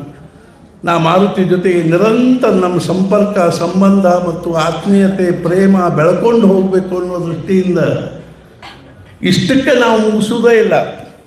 ನಮ್ದು ಇನ್ನೂ ಕಳಕಳಿ ಏನದ ಅಂದರೆ ನಾವೊಂದು ಮಾರುತಿ ಅರ್ಚಕ ಸಮಿತಿ ಸೇವಾ ಸಮಿತಿ ಅಂತ ಮಾಡಿ ಯಾರಾದರೂ ಭಕ್ತರು ಆ ಸೇವಾ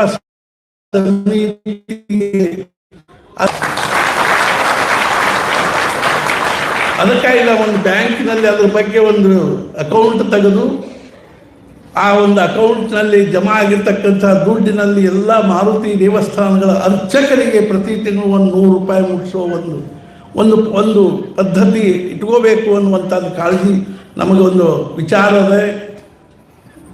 ಆದ್ದರಿಂದ ಯಾವುದು ಈ ರೀತಿಯಾಗಿ ಅರ್ಚಕರಿಗೆ ಮುಟ್ಟೋ ದೃಷ್ಟಿಯಿಂದ ಯಾರಿಗೆ ನಮ್ಮದು ಒಂದು ಸ್ವಲ್ಪ ಸೇವಾ ಅವರಿಗೆ ಮುಟ್ಟಲಿ ಅನ್ನೋ ದೃಷ್ಟಿಯಿಂದ ಯಾರಿಗಾದರೂ ಏನಾದರೂ ಸ್ವಲ್ಪ ನಿಮಗೆ ಹಂಗೆ ಮಾಡಬೇಕಂತಿದ್ರು ಸಹಿತ ನೀವು ಆ ಅಕೌಂಟಿಗೆ ಹಾಕಿದರೆ ಸಾಕು, ನಾವು ಪ್ರತಿ ತಿಂಗಳು ಅವ್ರಿಗೆ 100 ರೂಪಾಯಿ ಮುಟ್ಟಿಸೋ ವ್ಯವಸ್ಥೆ ಮಾಡಿ.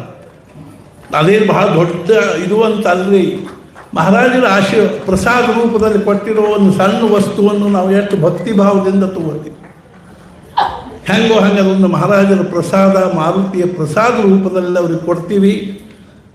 ಆಮೇಲೆ ಅವರು ಅರ್ಥಾತ್ ಅವ್ರ ಜೊತೆ ನಮ್ಮ ಸಂಪರ್ಕ ಇರ್ತದೆ. ಅವ್ರಿಗೂ ಸಹಿತ ಅನ್ನಿಸ್ತೇನೆ, ನಮ್ಮ ಮಂದಿರದಲ್ಲೂ ಹನುಮಾನ್ ಚಾಲೀಸ ಆಗಬೇಕು ಅಂತ ಅನಿಸಿ ನಮಗೆ ಸಂಪರ್ಕ ಮಾಡಿದರು ಅಂದರೆ ನಾವು ಅವ್ರ ಮಂದಿರದಲ್ಲಿನೂ ಸಹಿತ ಹನುಮಾನ್ ಚಾಲೀಸ ಪಾಠ ಮಾಡ್ತೀವಿ. ಯಾವ ಮಂದಿರದಲ್ಲಿ ಅವ್ರು ಪೂಜೆ ಮಾಡಿಕೊಂಡಿದ್ದಾರೆ. ಹೀಗಾಗಿ ಸಮಾಜದಲ್ಲಿ ಒಂದು ಸಂಘಟನಾ ನಿರ್ಮಾಣ, ಆ ಸಂಘಟನೆಯ ಒಂದು ಸೂತ್ರ ಏನು ಅಂದ್ರೆ ಮಾರುತಿಯ ಒಂದು ಪೂಜಾ ಕೈಂಕರ್ಯ ಅನ್ನೋದೇ ಸೂತ್ರದ. ಆ ಪೂಜಾರಿಗಳ ಜೊತೆಗೆ ಆ ಪೂಜಾರಿಗಳ ಮೂಲಕ ಸಮಾಜದ ಸಂಪರ್ಕವನ್ನು ಹೊಂದಿ ಅಲ್ಲಿ ಯಾವಾಗಾದರೂ ಏನಾದರೂ ಒಂದು ಸಂದರ್ಭ ಇದ್ರೆ ಅನ್ನ ಸಂತರ್ಪಣೆ ಆಗ್ಬೋದು ಅಥವಾ ಏನಾದರೂ ಒಂದು ಉತ್ಸವದಲ್ಲಿ ನಾವು ಸಹಭಾಗಿ ಆಗ್ಬೋದು. ಈ ರೀತಿಯಾಗಿ ಸಮಾಜದಲ್ಲಿ ಒಂದು ಆಧ್ಯಾತ್ಮಿಕ ವಾತಾವರಣವನ್ನು ನಿರ್ಮಾಣ ಮಾಡಬೇಕು ಅನ್ನೋದೇ ನಮಗೆ ಮುಖ್ಯವಾಗಿರ್ತಕ್ಕಂಥ ಉದ್ದೇಶದ. ಈ ಸಂದರ್ಭದಲ್ಲಿ ನೀವೆಲ್ಲರೂ ಇಷ್ಟೊಂದು ಭಕ್ತಿ ಭಾವದಿಂದ ಮತ್ತು ಅತ್ಯಂತ ಕಳಕಳಿಯಿಂದ ಆತ್ಮೀಯತೆ ಎಲ್ಲರೂ ಬಂದಿದ್ದೀರಿ. ಇನ್ನೂ ಇದ್ರ ಜೊತೆಗೆ ಇದರ ಬಗ್ಗೆ ನಮಗೆ ಇನ್ನೂ ಬಹಳಷ್ಟು